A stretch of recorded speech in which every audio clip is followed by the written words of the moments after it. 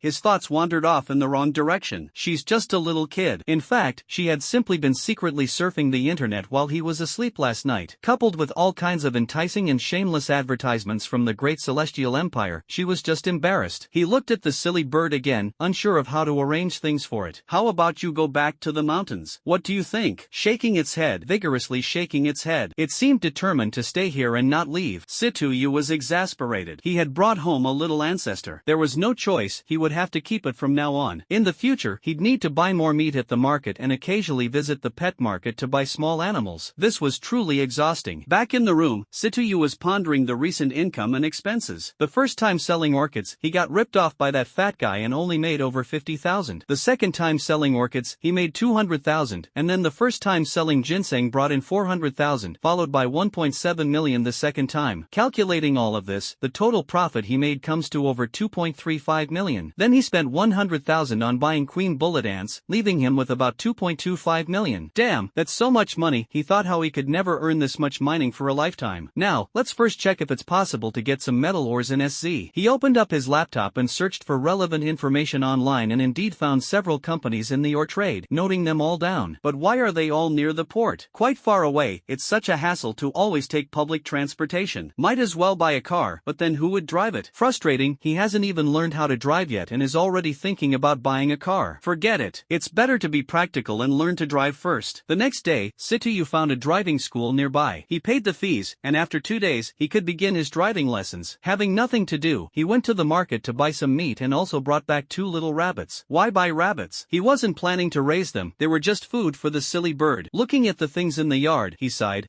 this is all money. Wait a minute, century-old ginseng is already quite rare. If we continue to catalyze it like this, wouldn't it turn into a spirit? He quickly said to the main brain, cancel all plant catalysis. Command received, executing. Thinking about having nothing to do for the next 2 days, with the heat making him unwilling to go outside, Situyu decided to visit the paint store. He bought 2 buckets of wall paint and spent the following days giving the walls of his house a proper makeover. The walls looked brand new, though disregarding the wild weeds growing at the top of the wall, they did look quite like a fresh start. Situyu expressed great satisfaction. He discovered a new skill and thought he could rely on this for a living in the future. For the remaining time, he managed to dig up a few ginseng plants, clean them thoroughly, and laid them out in the sun to dry. Once dried, he planned to store them in wooden boxes, as leaving them in the courtyard gave him little peace of mind. As for the 2 pots of orchids, he left them there, reasoning that people unfamiliar with their worth wouldn't recognize their value anyway. Meanwhile, those who knew what they were wouldn't come here to see them. Otherwise, would he have been duped once? The foolish bird was unusually smug over the past 2 days, playing with the rabbits in the courtyard like the most premium toys. When one got ruined, it simply ate it. The sight made Situyu feel sick to his stomach. He hurriedly told the bird to go outside to eat. The falcon wasn't bothered, considering Situyu its breadwinner. Clutching a little rabbit, it flew off into the distance to feast. Arriving at the driving school, everyone gathered in the designated office. All the trainees were present, 6 people in total in one car, including Situyu, with 4 men and 2 women. Among the men, one was chubby, one was tall, and the other 2 were fairly average. The 2 women seemed quite young, most likely recent graduates. The group introduced themselves to one another and got acquainted. The chubby guy was relatively talkative, smooth in manner, and came across as a socially adept individual. The 2 women were also quite articulate. Situyu occasionally chimed in with a few remarks remarks to establish his presence. The other 3 men seemed a bit more introverted. Shortly after 8 o'clock, just 2 minutes passed, the driving school's instructor entered the room. He wore a smile on his face and appeared to be a rather affable person. He introduced himself to the group. His name was Li Bing. Though his name might suggest a military background, he had never served in the armed forces. He was simply an experienced driver. Previously, he had driven long-haul trucks but found the job too exhausting, so he pulled some strings to land a position at the driving school. Li Bing was about 170 centimeters tall, a very average height, bordering on the third-degree disability line. His sharp, monkey-like features made his smile look uncannily similar to a monkey's. At 34 years old, he had seen quite a bit of life. After introducing himself, he glanced at the clock on the wall. There was still about half an hour left, so he lit a cigarette, a Shijing brand one, took a deep drag, and said, "Today is everyone's first time here. Now, I'll take you to get the written materials." Then he led the 6 of them to the room next door and handed out the materials to each person. He continued, "These materials are mostly about traffic regulations and such. At the end, there are some questions with answers. You just need to go through them a few times, memorize the regulations, and the exam will be pretty easy. If you really can't pass, you can always find someone to take the test for you." Everyone was a bit stunned upon hearing this. So exams could be taken like this? If only college entrance exams could be handled this way, how wonderful that would be. The group flipped through the contents of the books, which were pretty much as the coach had described. Then they sat in the room with the coach, waiting for the time to pass. Meanwhile, the coach's cheerful face gradually turned serious. A group of clueless guys, don't they know the rules of this profession? They didn't even bother to bring the proper gifts for apprenticeship. Do I really have to spell it out? This is infuriating. Why is it that every time there's a batch of new trainees, I always encounter a few who lack basic understanding? Situyu observed the changing expressions on the coach's face, feeling a bit puzzled. He thought to himself, did he eat something bad this morning? His face looked perfectly fine earlier, why has he suddenly worn a grim expression? Definitely not normal. The other trainees also noticed the issue. After finishing 2 cigarettes, the coach angrily led the group of new trainees into a training vehicle. It was a jeep, an old, several times used vehicle whose origins were unclear. Several people climbed into the back of the training vehicle. The coach drove towards a deserted and remote road, his face grim and overcast. When they arrived at the place, the coach coldly began teaching them how to start the car, shift gears, step on the clutch, when to use the turn signals, precautions for braking, and so on. His tone was very unfriendly, and he skimmed over the instructions. Basically, except for C2U, no one else really understood. C2U was also puzzled. He knew that his academic performance in the past had been exceptionally poor. His test scores in class often dragged down the average. Regarding this, C2U was indifferent. What was the big deal? The college entrance exam was his only path now, but life's journey wasn't limited to just that exam. With this motto in mind, his grades were, as expected, abysmal. In truth, there wasn't much he could do about it. His mind was quite sluggish. According to his grandfather, when he was found as a baby wrapped in swaddling clothes, he had a head injury but didn't cry or fuss. At first, Grandpa thought he was simply asleep and didn't pay much attention. It wasn't until he hadn't woken up after 2 days that Grandpa sensed something was wrong. He then took him to a nearby hospital. After some emergency treatment, the baby was saved, but due to Grandpa's limited financial resources, some aftereffects were left behind. His name was also given by his grandfather. The reason for this name was that the little cotton-padded jacket wrapped around him had the word C2 on it, and the name symbolized the vastness of the universe and the starry sky. Now, as he watched the coach's movements and listened to the simple explanation, he surprisingly grasped most of it. This made him a bit suspicious. The little girl suddenly said in his mind, "Now you understand the benefits of catalysis, right? The Star Core has repaired the old brain injuries you had and has subtly increased your intelligence, though just a little. The reason you feel much smarter is mainly because those injuries used to affect your cognitive abilities. Now that they're repaired, your IQ is just slightly higher than that of an average person. Now do you realize how valuable I am?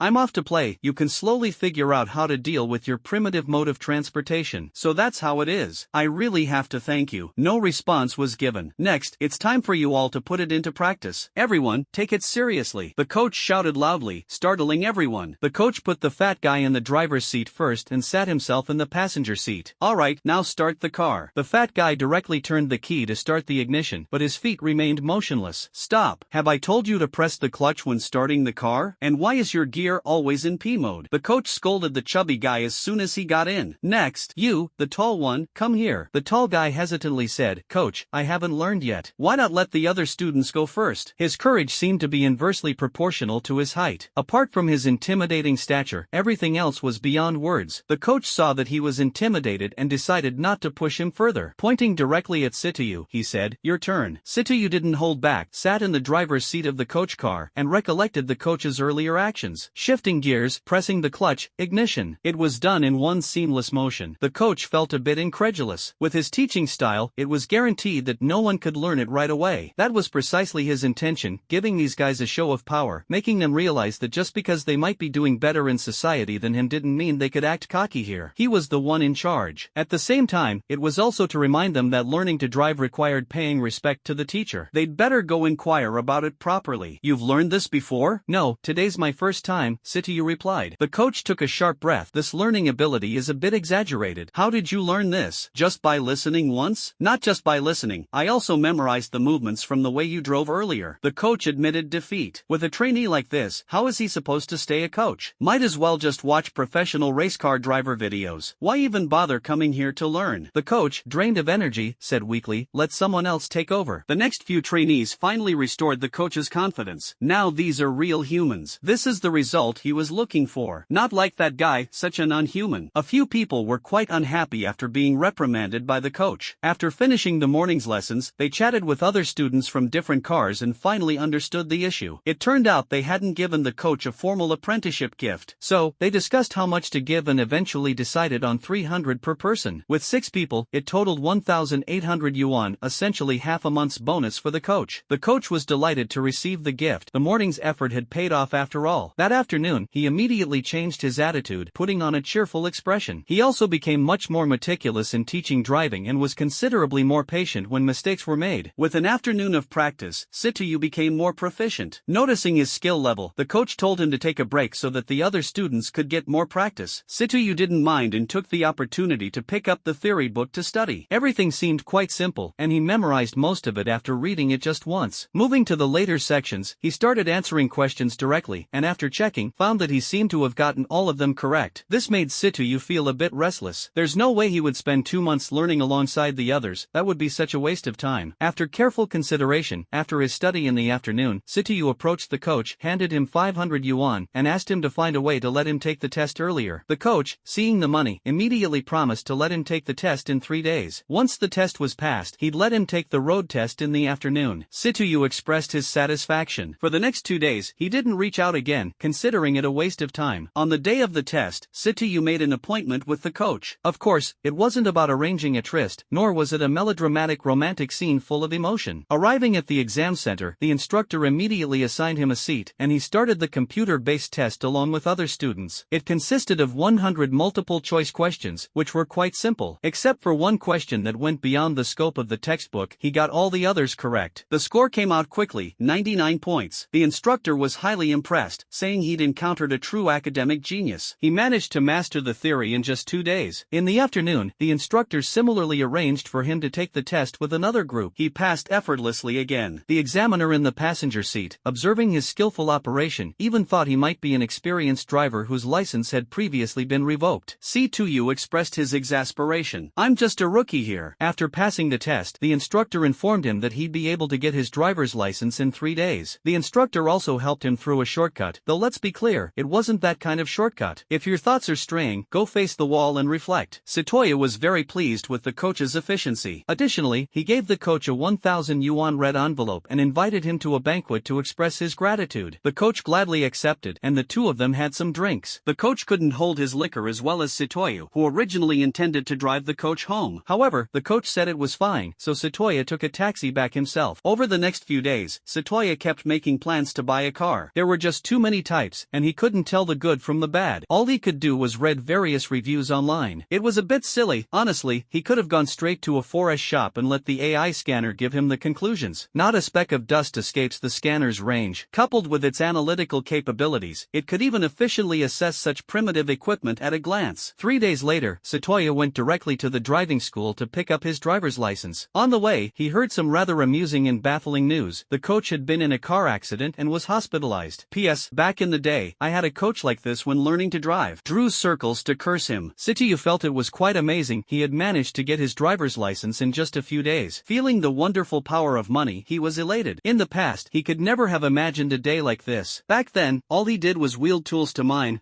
and mine some more, living like a walking corpse without much purpose. After a night of researching information and reading user feedback, he had a vague understanding of a few car brands. In the end, he decided to visit the car dealership in S City to check out the available stock. Just looking at pictures didn't give him much of a sense of the cars. Now he was at the car dealership, looking at the rows of 4S shops that resembled food stalls, one after another. Each shop displayed its logo prominently in the most visible spot. He visited several 4S shops, including Jeep, Land Rover, Honda, Hyundai, and others. The Japanese cars seemed to have too much plastic, and as for the Korean ones, they weren't even worth mentioning. They were worse than domestic brands. Just slapping a Korean label on them didn't mean they had imported quality. The Americans weren't much better either. But even so, there's no need to compromise oneself, nor is it feasible to buy those flawed domestic products just for the sake of patriotism. Those domestic manufacturers keep promoting patriotism online day after day, without striving for improvement, deceiving their own people. From the 1990s until now, it's been almost 30 years. They can't even produce a decent engine. One really wonders where all that research funding has gone. That brand with 4 rings seems to be called Audi, while that blue and white circle seems to be BMW. Let's check out Audi first. As for BMW, maybe not. Riding a white horse doesn't necessarily make someone a prince. They could just as likely be a monk like Tang Sanzang. This cold joke is rather chilling. Besides, BMW seems to have been Hitler's favorite ride. We should keep some distance from the butcher. Little did we know that he would one day. Got sidetracked. Arriving at the Audi showroom, a sweet voice entered my ears. Welcome to the Audi 4S store. How can I assist you? A saleswoman dressed professionally and smiling warmly approached. The saleswoman had noticed Situyu walking in this direction earlier. The other idle salespeople also saw him, but since Situyu was dressed rather plainly, they weren't particularly enthusiastic. People like him usually come in just to look around and observe. However, as she was new and not yet adept at judging customers, she seized the opportunity to step forward and offer her service.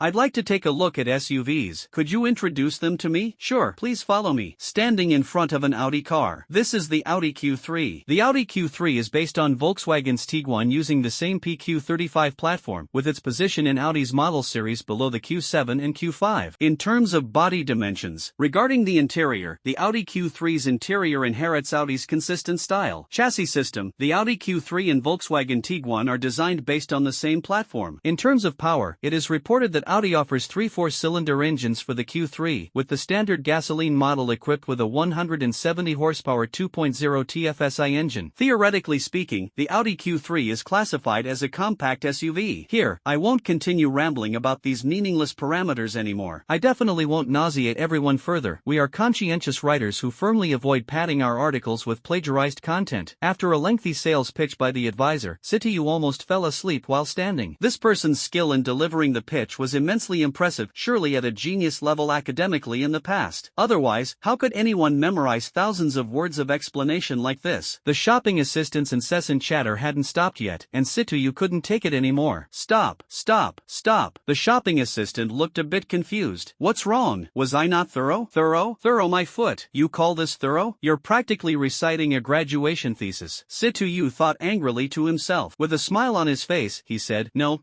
it's just too detailed. I just want to know how much this car costs and what its features are. Don't go on and on. Keep it brief and to the point. The sales assistant finally understood what he meant. Her smile was slightly flushed. This car is the top model, with a manufacturer's suggested price of $310,000. As for features, Situyu listened and nodded slightly without saying much, then continued, let's look at others, ones that are slightly better. The idle sales assistants thought to themselves, as expected, just looking without buying, and continued to act as spectators enjoying the drama. At this moment, another group of men and women entered. The men were dressed appropriately, covered in designer brands. The women were also attractive, carrying branded handbags, with curvy figures, though their makeup was a bit heavy, suggesting they hadn't been treated gently. This time, they arrived in front of the Q5. The sales assistant was about to start reciting her spiel again when Situyu quickly said to her, just mention the price and the configuration directly. The sales assistant said she understood. The price of this car is $520,000. As for the configuration, it's like this. Yes, there's also a Q7. The top configuration has already been reserved by someone. Since very few people buy the top configuration, we haven't had time to arrange a sample car. Currently, the company only has the comfort model. Someone like him buying an Audi. A discordant female voice rang out in the quiet 4S dealership. Everyone turned their heads to look at her. Situyu also turned his head. He vaguely felt that the voice sounded familiar. When he saw the speaker, he looked her up and down but didn't recognize her. Who's this? Do I have a feud with her? The girl noticed that he seemed not not to recognize her and continued, Situyu, it's been 2 years, still as shabby as ever. Situyu still found the voice familiar. It seemed like someone he knew. He glanced at the man next to her and immediately recognized him this time. Zhang Yijian, back then in the alley, attempted to rape Wang Xiaoli but ended up having his plans thwarted when he got caught. They even got into a fight, and in the end, that scumbag leveraged his connections to get him expelled from school. The grudge hadn't even been avenged, and now this scumbag has shown up on his own. Situyu was furious inside, but right now he lacked the strength to deal with him. It was truly frustrating to no end. Zhang Yijian wasn't happy seeing Situyu either. This bastard had ruined his plans back then and even injured him. His eyes rolled, and malicious thoughts began to surface. The surrounding staff were quite curious and did not rush to make introductions, standing aside to watch the drama unfold. Xiaoli, look, isn't this your hero? I heard heroes like this all come from humble beginnings. Look at his outfit, it's clearly bargain bin stuff. He's definitely going to be someone important someday. Zhang Yijian said with a mocking smile. Young Master Zhang, you're so annoying. I was just a kid back then, didn't know any better, and now you're teasing me about it. You're the worst. Wang Xiaoli said bashfully. Listening to their conversation, Situyu suddenly remembered that this woman was the precocious Wang Xiaoli from back then. How come it seems like they're completely different people now? With makeup that heavy, who could even recognize them? And this whole weird, eerie vibe they're giving off, it's giving me goosebumps. Looking at their relationship now, and thinking back to those years, Wang Xiaoli was the witness who falsely accused him. Situyu finally understood. These two lowlifes were in cahoots. Who knows what bizarre games they were playing in the alley back then? Otherwise, how could they have come forward to point fingers at him? Seeing these two degenerate people show up here today, who knows what kind of trouble they'll stir up this time? When Situyu stayed silent, Zhang Yijian continued mocking him. I say, old classmate, are you thinking of buying a car? You should head to the shop across the street. The standard here is just a little too high. I'm afraid even the lowest priced car would be unaffordable with a few years of your salary. I've heard that your monthly wage is just 500 yuan. That job is something most people couldn't bear to do, Zhang Yijian said brazenly. At first, Situyu found it strange only he knew about his salary, as he'd never mentioned it to anyone. Situyu looked at him with a peculiar expression. Seeing Situyu's gaze, Zhang Yijian burst out laughing. Idiot. Back then, I was the one who had you sent to the black coal mine. I was also the one who told them to set your wage. No need to thank me, after all, I'm such a great person, Zhang Yijian said with pride. Remembering the matter filled him with joy once again. Meanwhile, Wang Xiaoli, who was standing nearby, felt a shiver run through her after hearing Zhang Yijian's words. She recalled the events back then. If she hadn't agreed to his request at the time, with his personality, he'd probably have had her sent to the coal mine too. Thinking this, she sneaked a glance at Zhang Yijian. However, he was still basking in his pride and had no time to pay attention to her. Situyu heard this and nearly lost his rationality to the flames of anger. Calm down. This kind of small fry, once the star core matures, can be crushed by a single finger, wiping out millions. Corlina unexpectedly displayed her empress-like dominance, completely extinguishing Situyu's rage. Situyu knew very well that he was no match for the other family now. For now, he would swallow this pride, but later, he would uproot that guy's entire family, leaving him to beg on the streets. How much is this Q7? Situyu no longer gave them another glance and directly asked the sales assistant. The sales assistant was still a bit dazed and mechanically replied, 75 grand after all the paperwork. Here, swipe the card. The sales assistant snapped out of her daze and quickly took the card. Sir, this way, please. She led Situyu to proceed with the paperwork. Meanwhile, Zhang Yijian and his companion were somewhat puzzled. Wasn't it mentioned that his monthly salary was just 500? How did he suddenly purchase a Q7, spending 750,000 so casually? Originally, he came here intending to buy an A3 for Wang Xiaoli. Now, he was caught in a dilemma. Buying the car no longer seemed appropriate, but not buying also felt awkward. Wang Xiaoli felt similarly. She had been quite happy when Zhang Yijian said he would buy her an A3. But now, witnessing the guy she once looked down on directly purchasing a Q7, her emotions were a whirlwind. Casting another glance at the man beside her and noticing his unpleasant expression, she decided to keep quiet. Zhang Yijian no longer felt like buying a car for his lover. He turned around and walked out of the Audi 4S store, with Wang Xiaoli following closely behind. Meanwhile, Situyu completed the procedures, and the 4S store staff mentioned that they could assist with the vehicle registration. There was a registration point nearby, and it would only take an extra half hour. Situyu thought that he had nothing planned today, so waiting half an hour was no issue. He agreed to the arrangement and rested in the lounge area for a while. Soon, the sales assistant handed him the car keys along with some paperwork and invoices. Situyu originally thought of buying a Q5. However, to annoy the other party, he directly bought a Q7, feeling the pain in his heart. He ended up spending hundreds of thousands more for no reason. He had never spent so much money in his life. That night, Situyu double-checked several local mining companies. He recorded the names, addresses, and phone numbers of each company in his notebook. The little girl Karina was very happy to see Sitayu diligently preparing to get her some minerals. Watching him record the details, she started looking over things and giving directions. Sitayu, annoyed by her aimless instructions, told her to go play on her own. Karina pouted, muttered something under her breath, and then ran off. The next day, Sitayu got himself ready, then drove his newly bought SUV to one of the mining companies. The navigation system babbled incessantly throughout the trip, and if he hadn't needed directions, he'd have turned it off long before. Arriving at the destination, wow, the storefront wasn't small, for golden characters Zhangyuan Mining stood tall at the entrance. This mining company is the largest or trading enterprise in S-City, with annual or transaction amounts reaching several hundred million. It has made significant contributions to local tax revenue. When it first opened, local leaders attended the ribbon-cutting ceremony, and the scene was quite spectacular. No one knows who the boss behind it is, so wealthy and powerful. Just this company's operating funds alone amount to tens of millions, which, for someone as broke as Sitayu, is an astronomical figure. Entering the mining company, he found the sales department, knocked on the door, and a rough voice came from inside. "Come in." After Sitayu opened the door and entered, he glanced at the other person. It was a middle-aged man around 40 years old, with a noticeable scar on his hand, likely caused by a sharp object. The middle-aged man saw that the visitor was a stranger and smiled as he said, "Hello, what can I do for you?" "It's like this, I need to purchase some more, not a large quantity," Sitayu replied. The middle-aged man sized up Sitayu, who appeared to be in his 20s, very young, dressed simply. He was likely a procurement agent from somewhere asking about prices. "My name is Wang San. People usually call me Brother San. You can call me that too. What kind of ore are you looking for? How much quantity?" "I need iron ore with a content higher than 60%, 400 tons. Lead ore with a content higher than 80%, 300 tons. I can offer you 700 yuan per ton for iron ore and 400 yuan per ton for lead ore," Wang San replied with a smile. When hearing the price, Sitayu frowned. He had checked the prices a few days ago, and the price quoted by the other party was 200 yuan per ton higher than the market price for each type of ore. Originally, Sitayu thought that 100 tons of iron ore would be enough. However, the little girl informed him that the 100 tons she needed referred to pure iron, not iron oxide. Thus, calculating based on an iron ore content of 60%, 100 tons of iron ore would only yield 60 tons of iron oxide. Moreover, iron oxide is a compound, composed of only half iron content, with the other half being oxygen. As a result, 100 tons turned into 400 tons. What he initially thought would cost just tens of thousands suddenly required hundreds of thousands, which left him quite puzzled upon hearing the quoted price. "Boss Wang, I've checked the recent ore prices, and they don't seem to be as high as you mentioned." Wang San was in no rush. He picked up his cup of water, took a sip, and spoke calmly, "They aren't normally this high. It's just that resources have been a bit tight recently, with supply shortages and distributors raising prices slightly, so the current fluctuation is relatively significant." This was pure nonsense. He noticed the visitor looked too young. No company would send someone this young to procure raw materials. This kid was most likely sent by a competitor to spy on prices. Therefore, he didn't quote the real prices and even planned to deal with the visitor. After saying that, he picked up the landline, dialed a number, let it ring twice, and hung up without saying a word. Sitayu didn't pay much attention to the other party's actions, thinking about how much more this price would cost. A total of 700 tons of ore, with an additional 200 yuan per ton. That would mean an extra 140,000 yuan, which was too much to accept. He then stood up and said, "Boss Wang, this price is too high. I can't accept it. I'll go check out other companies instead." With that, he prepared to turn and leave. "Kid, today you either buy this batch of goods from me, and I won't make things difficult for you, or you lose a hand or a foot, your choice," Wang San said lazily. "In broad daylight, are you trying to force a sale?" Sitayu asked incredulously. "That's right. You think your little tricks are enough to spy on our prices? Speak up, which company sent you?" Sitayu was baffled. Now it's about corporate espionage? Must have watched too many movies. He shook his head with a wry smile. At that moment, the door was pushed open. A group of young people rushed in. Counting them, there were 7 or 8. "What is it, third brother?" the leader asked. Wang San pointed at Sitayu. "Your choice." Sitayu pretended to bow his head in deep thought. Judging by the situation, it seemed inevitable that a fight was coming. Facing so many people in the room, there was no escaping this clash. To minimize the harm he might endure, he decided to strike first and take down 1 or 2 of them immediately. Suddenly, he delivered a swift side kick with considerable force, aiming to take someone down completely. His kick landed hard on one of the people nearby. That unlucky guy was KO'd on the spot. Sitayu's strength was far beyond that of the average person. The crowd saw the opponent make a move decisively, proving to be a resolute person, and immediately rushed forward to start a frenzied brawl. In the relatively small space, Sitayu dodged a few times and threw whatever he could find into the cluster of people. As it turns out, he actually managed to hit 2 of them, but neither fell down. Hastily throwing things didn't allow for much force. A bold underling noticed that Sitayu's hands were empty and rushed forward. He swung his fist directly at Sitayu's face, but Sitayu blocked it with one hand while delivering a punch with the other straight to the opponent's stomach. This location was ideal for incapacitating someone without causing fatal injuries. The underling clutched his stomach and collapsed on the ground, wailing in pain. During the subsequent exchanges, Sitayu's arm was sliced by a watermelon knife wielded by one of the underlings, causing significant bleeding. Seeing that some of the opponents were armed with knives and clubs, making it hard to engage closely, Sitayu glanced around quickly. Spotting Wang San leisurely sipping tea, he formulated an idea. He grabbed a stool from the ground and threw it into the crowd. The underlings all dodged out of the way. No one got hit. Sitayu took the opportunity to lunge at Wang San, catching him off guard and grabbing him by the neck. Originally, Wang San wasn't weak. He just saw the opponent as a young man with an injured hand and let his guard down, sipping his tea instead. Who would have thought these subordinates would be so unreliable, actually allowing the other party to get close? He didn't even have time to draw the knife by his side. He was furious. These useless people, seems like they've gotten too used to an easy life lately and have forgotten how to fight. He'd have to properly train them later. This was utterly unacceptable. Now that he had been subdued, he felt deeply humiliated. The underlings were very nervous seeing their boss fall into the hands of the other side. After all, this was their direct superior. If anything went wrong, how could they continue to survive in the underworld? Let our third brother go, and we'll leave you a whole corpse, one of the underlings said fiercely. You think I'm a 3-year-old? If I let him go, do you think I can still walk out of this door? You, go open the door for me, he said, pointing at one of the underlings. That underling didn't dare to act rashly. He glanced at third brother, and upon receiving a signal from his eyes, he understood his meaning and cautiously went over to open the door. Get out of the way. Are you standing at the door waiting to reincarnate? The underling had no choice but to retreat into the crowd. Sitayu grabbed Wang San by the neck and smoothly made his way to the car. He kicked Wang San hard, sending him sprawling on the ground. Quickly, he opened the car door, started the engine, and drove away. Chase him down. If you have to, ram him to death. Brother San shouted from the ground. The underlings dared not contradict third brother's wishes, took the car keys, and got in the car to chase after him. Seeing a few cars appearing in the rear-view mirror trying to catch up, Sitayu quickly stepped on the gas pedal, increasing his speed. Gradually, those cars disappeared from view. Glancing at his arm, it looked quite deep. The healing ability of the Star Core was a bit slow, so he decided to go to the hospital. Casually tearing his clothing, he wrapped his arm up for bandaging. While bandaging, he kept watching the rear-view mirror to check if those bastards were closing in. Luckily, his car was much faster than theirs. He completely forgot that the main brain in the mind had direct healing capabilities. Little Lolita saw that he was doing fine and couldn't be bothered to remind him, so she let him be. When he arrived at the hospital, he rushed straight to the emergency department. The doctors and nurses, seeing his appearance, thought he was some kind of thug and hurriedly avoided him. Sitayu didn't care and went to the registration window to register himself, then rushed to the surgery department. The emergency area didn't have many departments, so it was easy to find the surgical department. Upon entering, Sitayu hurriedly said, "Doctor, please help me stitch this up quickly." After coming in, he didn't even look at the other party, focusing only on his arm. Quite a lot of blood was seeping out, far worse than the little dagger injury he had last time. The sight made him feel a bit panicked. The doctor looked up and saw a young man covered in blood, immediately assuming he was some kind of thug. With irritation, the doctor said, "If you live the life, you'll pay the price sooner or later. Besides, you can yell like this, so the problem probably isn't serious." Not only did this doctor know the classic lines, but they could also joke with patients, clearly not an ordinary doctor. Hearing the crisp voice of the other party, Sitayu raised his head to glance at them. She was mesmerizing, her black hair was neatly pinned up, she wore a pair of pink glasses, and her captivating eyes seemed to sparkle, like they could produce electricity. Her long, fluttering eyelashes added to her beauty. Those thick lips, if it came down to something like that. Ah, spit it out. My arm is still bleeding. How can I be distracted by this? His moment of daydreaming ended abruptly, and he quickly stepped forward to address the doctor. "Doctor, please hurry and stitch it up." He was really anxious now. This doctor was too calm, looking a bit listless and languid. "It's my blood that's flowing here. Come and lie down here." She pointed to one side of the operating table and went to fetch the medication and surgical instruments herself. Soon, the beautiful doctor dressed in black stockings and a white medical uniform arrived in front of the operating table. Coldly, she said, "Put your arm up." Sitayu placed his injured arm up. The female doctor untied the blood-soaked cloth, cleaned the bloodstains from the arm with alcohol, revealing a sizable wound. Sitayu screamed in pain as the alcohol touched the wound. Cold sweat poured down his face like rain. The female doctor said helplessly, "Afraid of this little pain while living a rough life? How are you going to keep at it in the future?" Sitayu trembled and said, Who said I'm involved with gangs? Stop spreading rumors, okay? Just because you're a beautiful woman doesn't mean I won't sue you for slander. If you're not involved with gangs, then where did this wound come from? It's clearly a knife wound. That counts as a reason reason? You're being too arbitrary. I ran into the gangsters. What reason would gangsters have to come and slash you? They didn't come after me, did they? The beautiful doctor's face was filled with disbelief. While administering anesthesia and preparing to suture the wound, she managed to keep chatting with him. Judging by her demeanor, her professional skills seemed exceptionally strong. How would I know? It looks like just a mining company from the outside. Who would have thought it was so shady inside? They wanted to force me to sell, and when I refused, a group of people tried to attack me. Situ looked very innocent. A mining company? You didn't go to Zhengyuan Mining, did you? How do you know? Is it famous? The beautiful doctor almost burst out laughing. You're not a local, are you? Yeah, I am a local. I stayed out of town for 2 years. Does that have any connection? Situ asked doubtfully. The connection isn't very significant. It's just that most locals know what kind of character Zhengyuan Mining has. Their backing is the Zheng family, which started in the underworld here. Although most of their business is clean now, they haven't been able to change their old ways. Most locals are aware of this. He glanced again at Situ's face. Perhaps it's because you're still young and haven't had much contact with society. Situ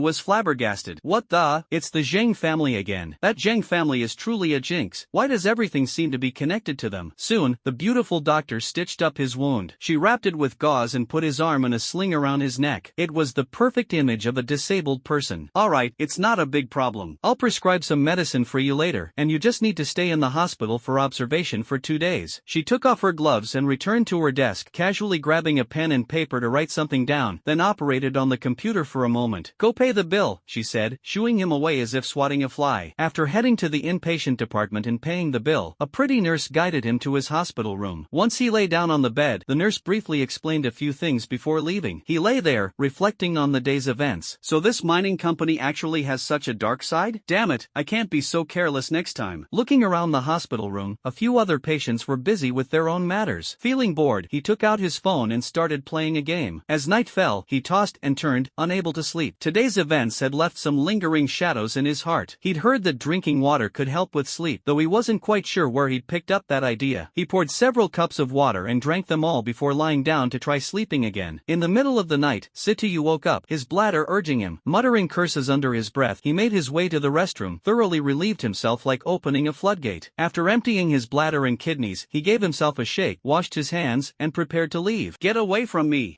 Instantly, the hairs on his body stood on end. There shouldn't be anything unclean here, right? I've heard hospitals have quite a bit of this stuff. I can't be so unlucky as to run into it, can I? He turned his head to look around but didn't find anything. It should be an illusion. I'm just scaring myself. Don't mess around. It doesn't seem like an illusion. I really heard a sound. It even sounded like a human voice, not cold and eerie like those things. He looked quite professional, as if he had seen that thing before. But in reality, he was just trying to muster courage. His body turned toward the women's restroom. The sound was coming from there. He quietly walked over, gently pushed open a crack in the door, and peeked inside. A sleazy middle-aged man was grinning lewdly at someone, whispering something softly. His hands were up to no good, grabbing at something. The door crack was too narrow, so he couldn't see everything clearly. He decided to push it open wider to get a better look. Isn't this the beautiful doctor who performed surgery on herself? Why is she in the restroom with this sleazy middle-aged man so late? Could this be the legendary night shift ward? The Heavenly Kingdom version? A creeping sense of lewd curiosity began to grow. But looking at the female doctor, she seemed quite unwilling, fiercely resisting. Could this be another scenario like Wang Xiaoli and Zhang Yijian, those shameless characters? Let's wait and see. Get away from me. So, the reason you've always assigned me night shifts was for this purpose. After rejecting your unspoken rules before, now you want to resort to force? Dream on, the enraged, beautiful doctor exclaimed. Turns out, the sleazy middle-aged man is her superior. How utterly cliché. Shui Mushi, don't think you can act all arrogant like a peacock just because you're beautiful. In this hospital, is there a single woman I haven't coerced? I've been here for so many years. You think I got to this position without connections? Even if you don't comply with me today, there will still be plenty of opportunities another day, the sleazy old man said coldly. Situ watched from the sidelines with great interest. So it turns out it's really a case of failing to coerce and resorting to force, huh? Rushing in like this wouldn't look good either. The beautiful doctor would feel humiliated. Might as well create a distraction and scare the old man a bit first. The river flows eastward, the stars in the sky align with the Big Dipper. Wow! That unexpected yell instantly terrified the sleazy old man, sending his soul flying. In the middle of the night, in the restroom, an originally quiet place, suddenly hearing something like that, who could handle it? The beautiful doctor wasn't much better off, but her reaction wasn't as dramatic as the sleazy old man's. Judging by the situation, it seems nothing will happen tonight. The old man angrily stormed out of the restroom. restroom, disappearing down the hallway. The beautiful doctor took 2 deep breaths, adjusted her clothes, checked her face in the mirror, then walked outside and stood there without leaving. Situyu heard the 2 people next door leave, so he pretended to wash his hands and also walked out of the restroom. At the door, the beautiful doctor saw the other party come out, but he didn't notice her. She said coldly, "Stop." Situyu was startled. Karma indeed, he had just scared those 2, and now it was his turn. "Turn around, miss. What's the matter?" "I just went to the bathroom." "That's not illegal, is it?" he said cautiously, worried that the beautiful doctor might suspect him of having ulterior motives. "It's not illegal." After 2 seconds of deliberation, she said, "But you did that on purpose, didn't you?" "What do you mean on purpose? Be clearer." Situyu thought to himself that he couldn't admit to anything. If he did, it might cause some unexpected trouble. Right now, he was determined to deny everything. After all, he had just shouted once. The beautiful doctor, seeing he wouldn't admit to it, felt helpless. Still, no matter what, this man had saved her once. Whether it was intentional or not, she felt she ought to express her gratitude. "My name is Shuei Mushi. Tomorrow morning, I'll treat you to breakfast. That's all." After saying that, she walked away gracefully. Situyu was a bit stunned. What kind of pace is this? This approach is hard to understand. Whatever, it's just breakfast, eat and then get discharged and run off. Shuei Mushi returned to her office, picked up her phone, dialed a number, and spoke to the person on the other end in a pitiful tone. From that day on, the sleazy uncle never appeared at the hospital again. After taking care of this matter, she thought about having to treat someone to breakfast tomorrow, and since there was nothing else to do, she decided to get some rest. The next morning, Situyu still hadn't opened his eyes even though it was already daylight, due to the commotion from last night. "Get up, still sleeping? Do you know what time it is?" A woman's voice came into his ears. Situyu groggily woke up and mumbled, "Room check? I don't have any issues, don't bother me, let me sleep a bit longer." Shuemusher was speechless. She herself had worked the night shift and yet wasn't acting like him. In a fit of annoyance, she directly pinched his ear. "Damn, who's so unethical?" Situyu shouted, startling the other patients in the ward. Situyu, now awake, glanced around and saw the beautiful Dr. Shuemushi by his bedside. "What's up, beauty? You need to make an appointment for a date, I'm really busy." Shuemushi rolled her eyes. "I invited you for breakfast, remember?" Situyu also recalled that this was indeed mentioned yesterday. She really meant it. He glanced at Shuemushi again. After working late into the night, her condition wasn't great, so he decided not to tease her further. He got out of bed and dressed, then examined his arm. It should have healed, but he didn't dare unwrap it and take a look. If the doctors or nurses saw it, they would most likely take it for research under the microscope. The 2 of them walked out of the hospital side by side, attracting the attention of the surrounding doctors and nurses. The hospital's top cold beauty was unexpectedly accompanied by a man, a patient, no less. This pairing was a peculiar sight. Had the hospital flower been swept off her feet by this patient? Various strange speculations filled the hospital. At that moment, the 2 were completely unaware of the puzzling stares around them and walked on toward a place to find food. They arrived at a breakfast shop, found an empty seat, and sat down. Shuemushi ordered 2 sticks of fried dough, 2 bowls of soybean milk, and a basket of buns. Situyu didn't say much either. Within a minute, the food was brought to them. Shuemushi didn't hold back and started eating on her own. Situyu was speechless, thinking to himself, your idea of treating someone is really something. As he reached out to grab a stick of fried dough, Shuemushi slapped his hand. "That's yours, this is mine. Patients shouldn't eat greasy food." "No choice, she's a doctor, right?" Trying to reason with her? "Don't joke around. Even putting aside the fact that she's a doctor, the precondition is that she's a woman. Attempting to reason with a woman, now that's a suicidal move." Resigned, he could only eat the buns. The 2 silently finished their breakfast of soy milk, buns, and fried dough sticks before heading back to the hospital. Shuemushi returned to her office, tidied up a bit, grabbed her bag, and headed home. After Situyu got back, he promptly began the discharge procedures. While leaving the hospital and driving off, he somehow ended up being seen by Shuemushi. Now this woman wouldn't forget him completely. Situyu got into the car, closed the doors and windows, and removed the bandages on his arm. He checked the condition of his arm, and it looked great. Not a single scar was left. The little girl, Kalina, blurted out, "Why not let the main brain treat your injuries? It's just a matter of minutes." After saying that, she ran off. Clearly, this girl did it on purpose. Situyu seemed as though he'd been struck by lightning. Only then did he remember that the main brain had already treated his head injury back in the mine. Now, all he could do was offer a bitter smile. He truly had no smarter ideas. He reviewed the records. Today, he planned to check out a small company. Tangyuan Mining, this would be the one. Started the car and followed the navigation towards the destination. He didn't notice a fierce gaze fixed on him. It was from a woman. More than half an hour later, he arrived near Tangyuan Mining and saw a crowd gathered up ahead. It wasn't clear what they were doing. He cautiously parked the car by the roadside and observed the situation. Seeing no major commotion, he noticed an elderly gentleman sitting nearby, playing the role of a curious onlooker. He stepped forward and offered a cigarette. The elderly gentleman glanced at it. Nice, it was a Zhonghua. Sir, may I ask what's going on up ahead? Why is there a crowd gathered at the entrance? The old man, noticing how polite the person was while inquiring, had his gossiping spirit ignited. This is a long story. Do you want the full version or the abridged version? The old man was quite trendy. Since I've got nothing to do now, tell me the full story. A cigarette was offered again. The old man was very happy and said, this matter needs to be traced back to a few years ago. The boss of this mining company is surnamed Du, named Du Wei. In his younger years, he worked hard and built this mining company from scratch. Initially, he was just a salesperson at another company, but later he ventured into business on his own and established this company. Eventually, as he grew older, he had a daughter who had been studying abroad for years and only returned in recent years. After coming back, she helped her father take care of the company. Originally, everything was quite harmonious, but years ago, Du Wei had a close friend with whom he had some sort of arranged childhood engagement. That man's name is Zhang Bin, and his parents passed away many years ago. He also returned from abroad. Du Wei felt that the two of them originally had a childhood engagement and both had studied abroad. Besides, his daughter didn't strongly oppose the idea, and Zhang Bin was also quite good-looking. Du Wei then introduced Zhang Bin to the company and had him take a middle management position in the finance department. His intention was to let the two of them work in close proximity and get to know each other better. They fulfilled Du Wei's wishes as well. Du Shui herself was a great beauty, and Zhang Bin liked her very much. Over the course of a year, their interactions led to marriage. The old man finished smoking 2 cigarettes, exhaled deeply, and paused. Situyu indicated his understanding and handed over a pack of Zhonghua cigarettes. The old man was delighted, pulled out a cigarette, lit it, and continued speaking. This matter seemed quite satisfactory at first, but 2 years after their marriage, their relationship suddenly took a downturn. In the end, the man directly took off with most of the company's liquid assets, running away with his mistress to who knows where. Now the company is facing a crisis, with insufficient funds to pay salaries, and most of the people at the entrance are company employees, causing a commotion. Situyu felt something was odd and asked, why most of them? That I don't know. I only know some of them, who are locals, but I haven't seen the others before. However, I heard it has something to do with some mineral ores piled up in the factory, though I don't really understand it. The old man was quite honest. Ah, thank you very much, sir. Then he got back into the car. He flipped through the notebook, picked up the phone, and called the other company. Hello, is this Ting Yuan Mining? A weak and very tired voice replied, yes, who is this? I want to buy some more, but your company entrance seems quite lively. It looks like my car can't get in, Situyu joked. Upon hearing this, Du Shui wondered if there might still be a chance. She then said, come to the side door, I'll meet you there. She proceeded to tell Situyu how to get there. Following the instructions, he arrived at an inconspicuous side door. The door was small, only suitable for people to pass through, not a chance for the car. Getting out of the car, Situyu saw an alluringly mature beauty. She appeared to be about 30 years old, wearing a professional suit that accentuated her impressive figure. Her sleek shoulder-length black hair added to her sharp appearance. Though she had a smile on her face, it couldn't hide her exhaustion, likely due to company matters wearing her down. Hello, Mr. Du, my name is Situyu. Situyu extended his hand. Du Shui glanced at the newcomer. Although the car was impressive, he seemed way too young. Adopting and giving it a try mindset, she also extended her right hand and shook his lightly. They quickly released their handshake. So soft, so smooth, Situyu thought mischievously. Mr. Situyu, hello, shall we discuss this in the office? She guided Situyu to her office. After sitting down, Du Shui made him a cup of tea. I'd like to know which minerals you need and in what quantities, Mr. Situ. Iron ore with over 60% content, 400 tons. Lead ore with over 80% content, 300 tons. Du Shui lightly furrowed her brows. This quantity was indeed not much, barely enough to provide some relief from their urgent crisis and pay a few months' wages. With this in mind, she spoke up. Iron ore is currently priced at 550 per ton, and lead ore at 250 per ton. However, Mr. Situ, you must have seen the situation of my company now. Are you still willing to do business with us? Of course, as long as the ore is fine and the price is reasonable. What I want is ore, not anything else. As long as you can deliver the ore to me, nothing else matters. Alright, since Mr. Situ is so straightforward, I'll give you a practical price. Iron ore at 500 per ton, lead ore at 200 per ton. The total price is 260,000. Can I take a look at the ores first? Of course. This way, please. The two walked one behind the other to the storage area. There were quite a few types of ores here. That pitch black stuff, isn't it coal? Isn't this a mining company? Why is there coal here? Situyu found it a bit odd and voiced his question. You see, this coal, it's very simple. We deal in minerals and various types of them. Coal itself is a type of mineral resource. It's not just used for burning and generating electricity. It has many other uses as well, but I won't go into all the details here. Just consider it as a complex, multi-purpose mineral with compounded costs. I see. Then let's add 100 tons of coal. I'll give you a fair price for the coal, 500 per ton. How does that sound? Deal, as long as the quality is up to standard. Mr. Situ, take a look. Over here is iron ore, and over there is lead ore. I won't introduce the rest one by one. Here, take the sampling bag. No need to bother. I'll just take a look. Du Shui was a bit skeptical. She had never heard of someone buying or just by looking. Isn't it common practice to sample and test? Main brain, analyze the content of iron ore and lead ore. Detection wave activated, analyzing. The average iron oxide content in iron ore is 83%, and the lead compound content in lead ore is 86%. Other trace substances are present in minor amounts. Wow, so many snacks. Can I eat them all? I can, right? Right? The little girl was excited, her glasses turning green at the sight of so many ores. Of course not. These aren't ours. Once absorbed, we'll just send them off for slicing, Situyu said helplessly. The little girl, Kalina, deflated, hanging her head dejectedly, unable to eat what was right in front of her. Soon, Situyu said to Du Shui, I've reviewed everything, and I'm quite satisfied. Let's go sign the contract. Du Shui was a bit bewildered. What does quite satisfied mean? Just a quick look and that's it? This must be a rookie, for sure. So young. The two returned to the office, and Du Shui took out a contract, which outlined various detailed terms, pricing, and payment methods. Situyu, being lazy, directly said to the other party, no need to make things so complicated. I can pay in full.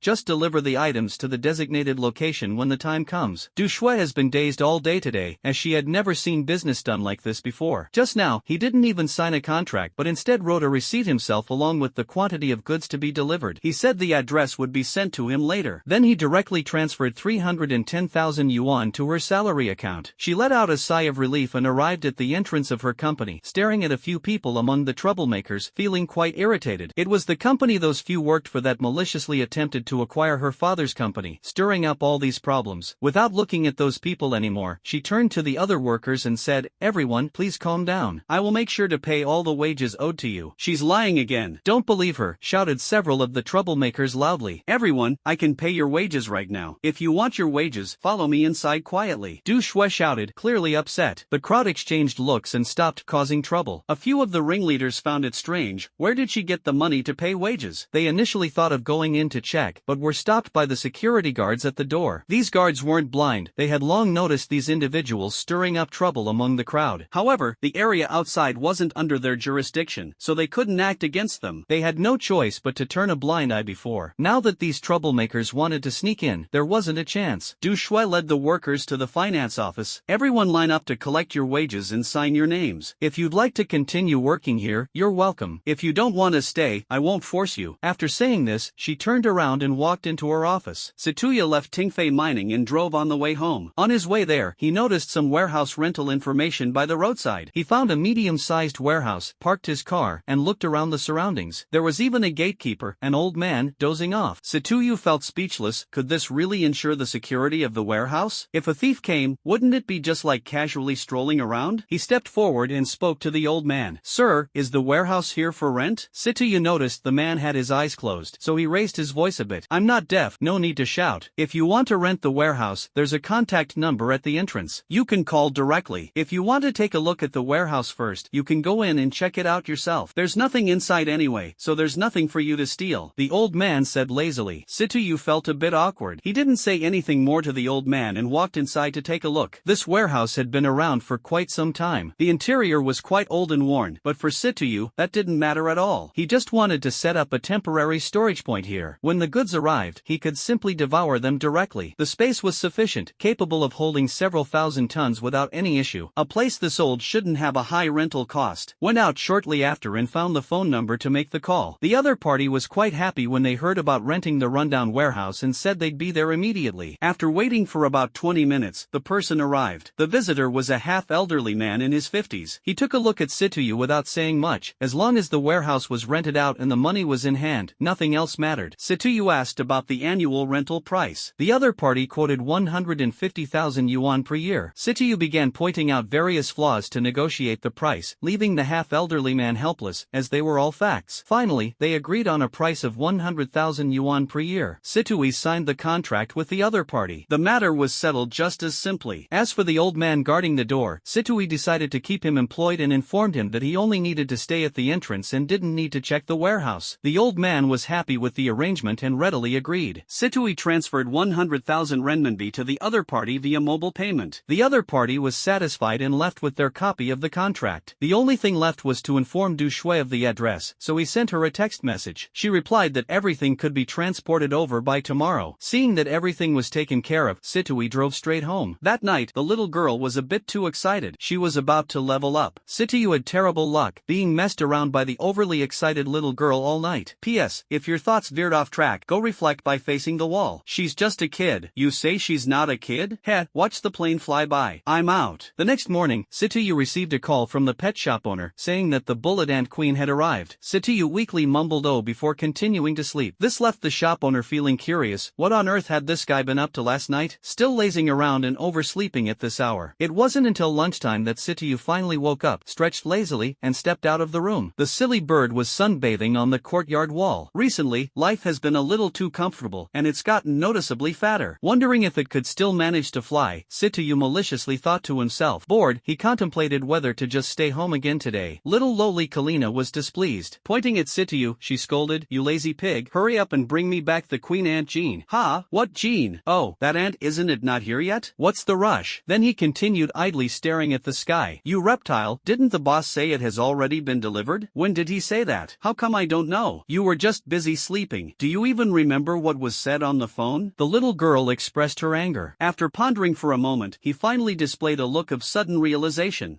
So that's how it is. You can't blame me for this. It's because you were so excited last night that you didn't go play by yourself but kept pestering me, which made it impossible for me to sleep." Situi stated his reasoning quite convincingly, blaming it all on the little one. The little girl seemed a bit embarrassed, snorted coldly, and ran off immediately, pretending nothing had happened. At that moment, the phone rang again. Seeing that the caller was Du Shui, he answered it. "Hello, Boss Du. Mr. Situi, we're loading the truck now, and everything will be delivered to the warehouse this afternoon. Just letting you know." "Alright, got it. I informed the gatekeeper yesterday. You can just deliver it directly." "Okay, that's it then. Thanks a lot this time." "It's nothing, just business." After hanging up the phone, Situi thought he might as well go out for a meal now, then pick up the ant queen and devour it, and head to the warehouse at night to absorb all those ores. With that in mind, he drove out, leaving the hawk to continue guarding the house. Soon he arrived at the pet market. The short and stout owner happened to be at the door and immediately approached with a cheerful smile upon seeing the visitor. "Brother Situi hasn't come for several days. Recently, no plants have been sold?" "There haven't been any plants lately, all sold to you." "Ha, I have something to do, so I'll take my leave." He then walked toward Green Plant Workshop. The chubby owner felt a pang of anxiety when he saw the man entering Green Plant Workshop. Seemed like the issue from last time had been exposed. Frowning, he returned to his shop to mull things over. Situi arrived at Green Plant Workshop and saw Chiu Shintong busy at the counter tending to the plants. "Morning, Sister Tong. What time is it?" "It's not early. It's almost lunchtime now," Chiu Shintong said with a smile. "Ha, where's the queen ant?" "Over here." A box the size of a medicine cabinet is placed to the side. "Take a look inside here."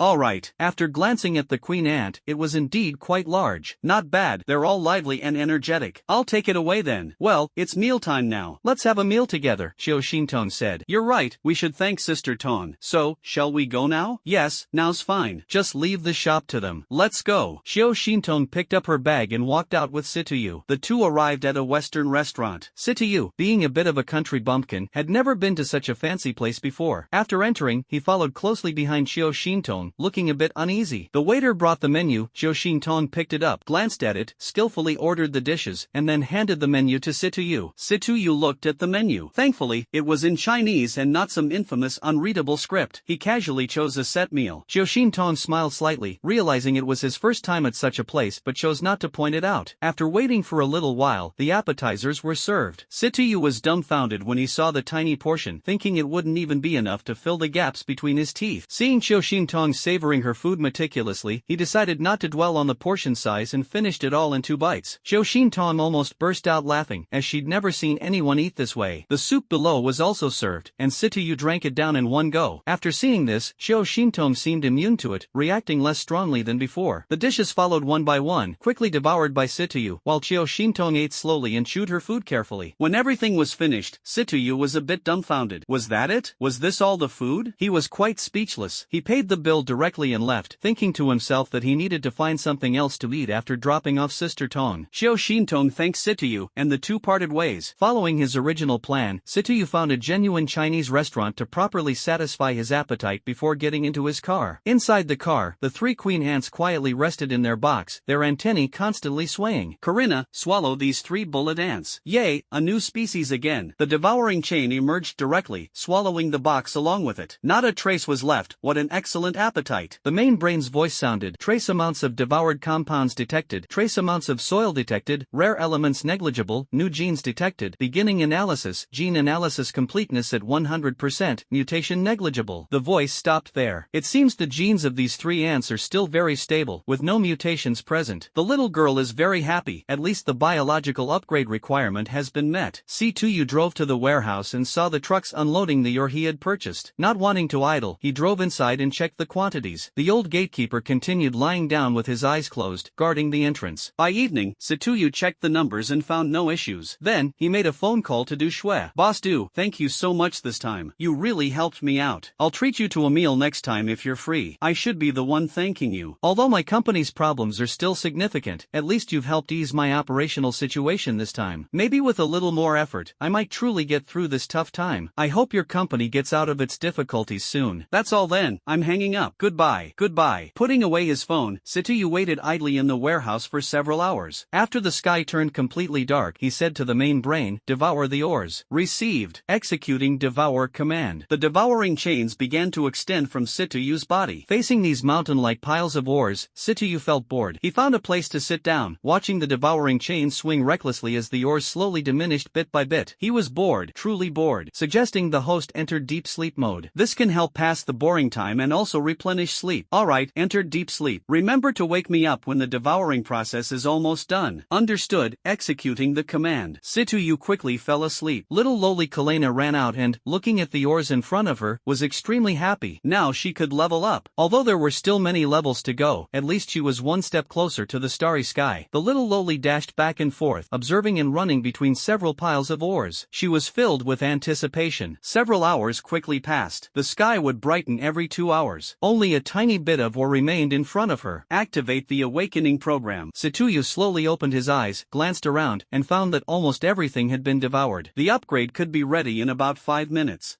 The little lowly ran over and said, it's time to prepare for the upgrade. Upgrade time is 5 minutes. Remember not to bother me. Devouring complete, the main brain reported the conclusion of the completed instruction. Wonderful, wonderful. Finally, it's time to upgrade. I'm going to upgrade. You go wherever you want to stay cool. The little Lolita was so excited that she started babbling incoherently. C2U was quite speechless. Oh well, he decided not to bother arguing with this girl. Mother Empress has entered the upgrade program. Countdown 3, 2, 1, start. Estimated completion within 300 seconds. C2U was also very curious about what the result of this upgrade would look like. Thinking back, if he hadn't encountered this star core, he probably would have died in that mine shaft. It had been less than 20 days since returning from that dark coal mine, and his life had already undergone a massive transformation. The change is quite drastic. It's not something an average person can easily accept. He originally thought he'd live his life alone like this, but now, even though he's still alone, at least there's an unidentified species of little girl around, along with a silly bird.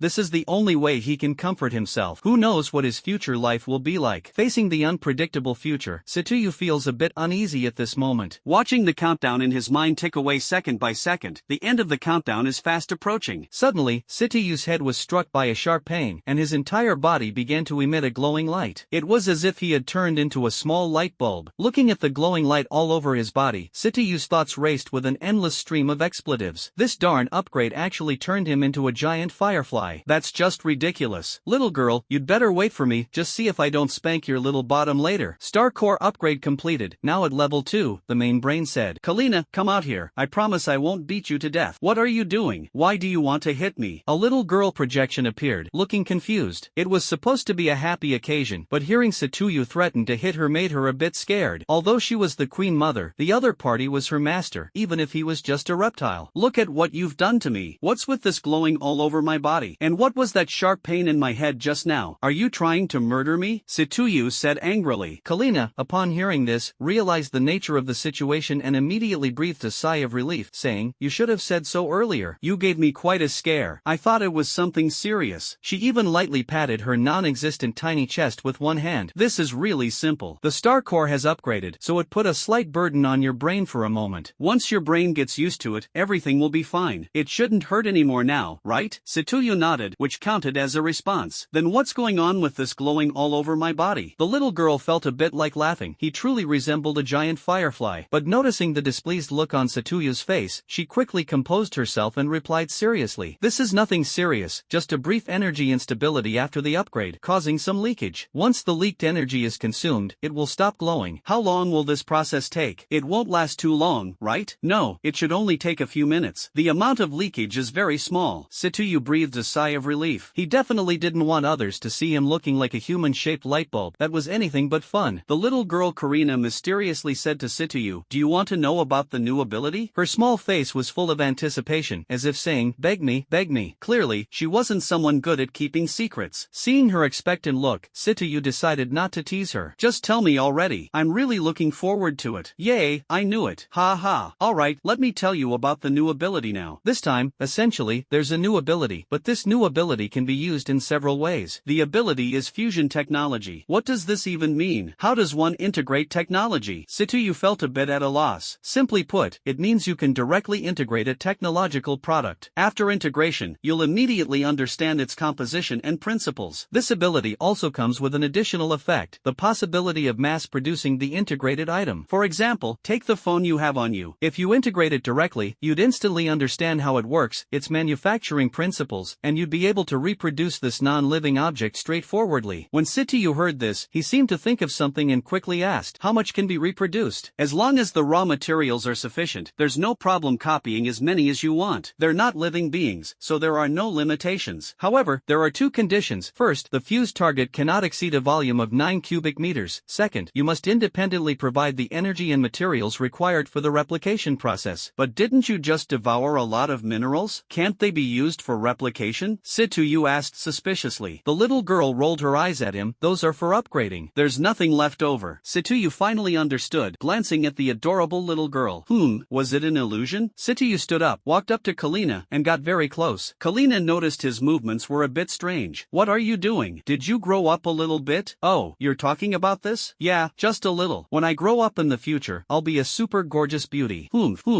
She seemed quite dissatisfied with becoming smaller. Satuyu also expressed agreement, thinking that this cute little figure might grow up to be a disaster for the nation, as long as she doesn't grow up crooked. If the little loli knew he said that her imperial majesty might grow crooked, she would definitely torment him for several nights. Looking outside, the sky was still showing only a faint hint of dawn. It was too early for breakfast, so he left the warehouse and returned to his car, contemplating his next money-making plan. The original plan of accelerating the growth of ginseng couldn't be used anymore, it was too conspicuous. Obtaining 100-year-old ginseng was already ostentatious enough. If there were more, even a fool would know something was wrong. The same logic applied to those orchids. It seemed the possibility of using his previous abilities to make money was going down the drain. Forgot to mention, there's been a slight change in one of your not-so-new abilities. It doesn't mean much, really. It's just that the intensity of energy radiated by your star core has increased. That'll enhance you in various ways a bit more. Don't say I didn't tell you, okay? During Satuyu's contemplation, Karena suddenly blurted this out, disrupting his train of thought. By the way, the second level task has already started. Don't forget to check it. Suddenly came another sentence, but Satuyu was immune by now. Main brain, display the requirements for the second level task. Understood. Displaying the second level task details, consume 1,000 tons of aluminum, 1,000 tons of copper, 1,000 tons of zinc, 3 biological genes, and 10,000 units of energy. The biological genes are not necessarily limited to 3 types. Additional collected gene types will be cumulatively stored in the information database. Koleina, come out. Tell me why the amounts here have an extra 0 compared to the first level task, and why the energy has 2 extra zeros. Are you trying to drive me to ruin? Satuyu was furious, this was just too much. The little girl blinked her eyes and popped out. I don't know about this either. This task wasn't set by me. It's based on the information left by my mother back then, and I have no idea about it at all. Is it my fault, then? Her small face was full of grievance, looking on the verge of tears. Satuyu was speechless, unable to do anything with this girl. The task wasn't even set by her. It seemed like trouble was brewing. Not to mention the copper, which he knew was worth a fortune. Without a few million, it was out of the question. As for the rest, he had no clue whatsoever. Looking at the other person's expression, he sighed and said, then give me some ideas. Such a large amount of funding is really hard to manage. Do you have any good solutions? Just focusing on copying phones doesn't seem to yield that big of a scale. Karina saw that he wasn't getting angry anymore, immediately tilted her small head and quickly spoke. If just a phone isn't enough, enough, add some other stuff like a computer, a tablet, or even a car. It should definitely be fine. Satuyu thought about it and agreed, but this approach wasn't easy to pursue. Even if he succeeded, he wouldn't know who to sell it to. Frustrated, he let out a long sigh inside the car. That low-level creature, let me tell you something. What's up? Satuyu sounded a bit listless. Considering potential issues in the future, I think you should get an academic diploma or something, recharge yourself, learn a few things, you might need it later on. Anyway, with your current intelligence, getting one should be pretty easy. I'll need this in the future? This is the conclusion analyzed by the main brain. Plus, after the star core upgrade, there's a cooling period. During this time, although it's possible to absorb mineral energy, even if it reaches the required level, it won't upgrade, so there's no need to rush for now. How long is this cooldown period? Not long, just 1 month. So that means during this month I can keep finding ores to devour, but the task requirement won't allow upgrading. However, once the month is over, I can immediately upgrade? Is that correct? Yes, that's correct. That's nonsense, you idiot. Have you even considered how much all this stuff costs? Not even a month, give me a year, and I still couldn't earn enough money to buy it. The little loli immediately panicked when she heard it would take a year. No, master, I'm still little. I need food to grow up. You can't mistreat children like this. Boo-hoo-hoo-hoo. At worst, I'll warm your bed when I grow up. This temptation was a bit overwhelming, and Satuyu started to lose his composure. Kalina saw that her tactic worked and quickly raised the stakes. I'll also act cute and cook meals in the future. Raising me definitely won't be a loss. Satuyu had been daydreaming earlier, but hearing the last part almost made him burst into laughter. He had no idea where this girl picked up all these random ideas. Well, I'll do my best. Go for it. I believe in you, master. In order to please Satuyu, the little loli abandoned all sense of dignity. Even the way she addressed him had changed several times. After saying this, she dashed off in a flash. Checked the time. It's time for breakfast. Started the car and left the warehouse. Arriving downtown, after having breakfast, Satuyu pondered that since he's enrolling in adult college courses, he might as well choose S University. This way, he'd stay local and won't have to bother heading out of town. After making the decision, he drove to S University. Since the summer break was almost over, there were already some students active on campus. The university seemed pretty nice, surrounded by lush greenery and exuding a strong sense of history. P.S. A homebody here won't copy the school's profile. If anyone's curious, just look it up yourself. I doubt anyone's bored enough to care about such details. Considering the storyline, I've modified this school slightly, combining a few campuses. After all, it's just a novel. Such changes are understandable, right? After asking a few students along the way, Satuyu finally found the registration office before getting lost. Inside the office were several middle-aged individuals, most likely teachers at the school. Some were chatting over tea, while others were busy writing something. Glancing at the sign on the table, Satuyu approached one of the slightly older male teachers. Hello, I'd like to register for an adult university course. The elder teacher raised his head and looked at Satuyu. How could such a young person want to enroll in an adult university? He looked like he had just graduated. Since he has been working at the mine for the past 2 years, he looks a bit more mature. No wonder the old teacher thought he seemed like a recent graduate. Ah, I see. Which department do you want to apply for? The old teacher asked with a smile. Business administration, I think. Alright, will you be staying on campus? Satuyu thought for a moment. He had a car, and driving from his hometown to this place would take about half an hour. Considering he might take further actions in the future, like possibly buying a house nearby, he said to the old teacher, I'd rather not stay on campus. My home isn't far from here, and driving over won't take long. The old teacher was somewhat surprised. He glanced at the other party's outfit. It was very ordinary, and there was even some dirt on it. He didn't seem like someone wealthy. However, considering the man's request, he chose not to say much. Alright, give me your ID card, I'll register you. Then you need to pay the tuition fee. The cost is 3,000 yuan. Satuyu took out his ID card and bank card and directly swiped the card to pay the fee. After the old teacher finished filling out the paperwork, he said, there's 1 week left until school starts. Here's the class schedule, take a look. You can also use this time to familiarize yourself with the campus layout so you won't have trouble finding classrooms later. The old teacher spoke calmly. Alright, thank you, teacher. Then he walked out of the school, thinking to himself that there was still a week left, so there was no rush. For now, he decided to prepare for making money. He drove to the electronics mall again, and there were even more people than before. It was probably because of the start of the school term, with many students coming to buy school supplies. He arrived at the same specialty fruit store as last time, and there were indeed quite a few people, mostly students. There really were a lot of wealthy kids around. Satuyu wasn't in a hurry and waited on the side. After about 10 minutes, a salesperson finally came to assist him. What a coincidence, it was the same person as last time. The two exchanged smiles, treating it as a greeting. What would you like to purchase this time, sir? The saleswoman asked. This time, give me a Fruit 7, a Fruit 7P, and a tablet, the latest model. Alright, I'll go get them for you. Okay. Then the salesperson left the counter, went to the warehouse, and brought out the 3 products, placing them in front of him. The salesperson opened the box and demonstrated each product to him. Setsuyu was very satisfied after seeing them. After repacking, payment was made, and the transaction was completed swiftly before he left. Among the crowd, a heavily made-up beauty silently watched Setsuyu leave with the bag. Her gaze was somewhat complex. This person was none other than Wang Shelley, whom he had encountered previously at the 4S store. Today, she was here because school was starting. Last night, she had pleased her lover and earned money for a new phone. She happened to be free today and came to replace her phone. Unexpectedly, she saw Setsuyu again, but fate had changed. He was no longer the poor boy he used to be, and she couldn't act superior before him. Thus, she could only silently watch him leave among the crowd. Setsuyu had no interest in the random passers-by, completely oblivious to the girl in the crowd. Holding the 3 items he had just purchased, he walked to his car. Main brain, fuse these 3 items. Received, beginning fusion. The devouring chain directly wrapped around an object and quickly fused a phone, including its packaging box, followed by the second and third items. Fusion complete. Report the analysis results. Alright, the composition of the 3 items is essentially the same, differing only in their respective quantities. The basic constituent elements are plastic, silicon, copper, iron, aluminum, lithium mica, carbon, hydrogen, and oxygen. How much ore is needed to produce all these things? I know,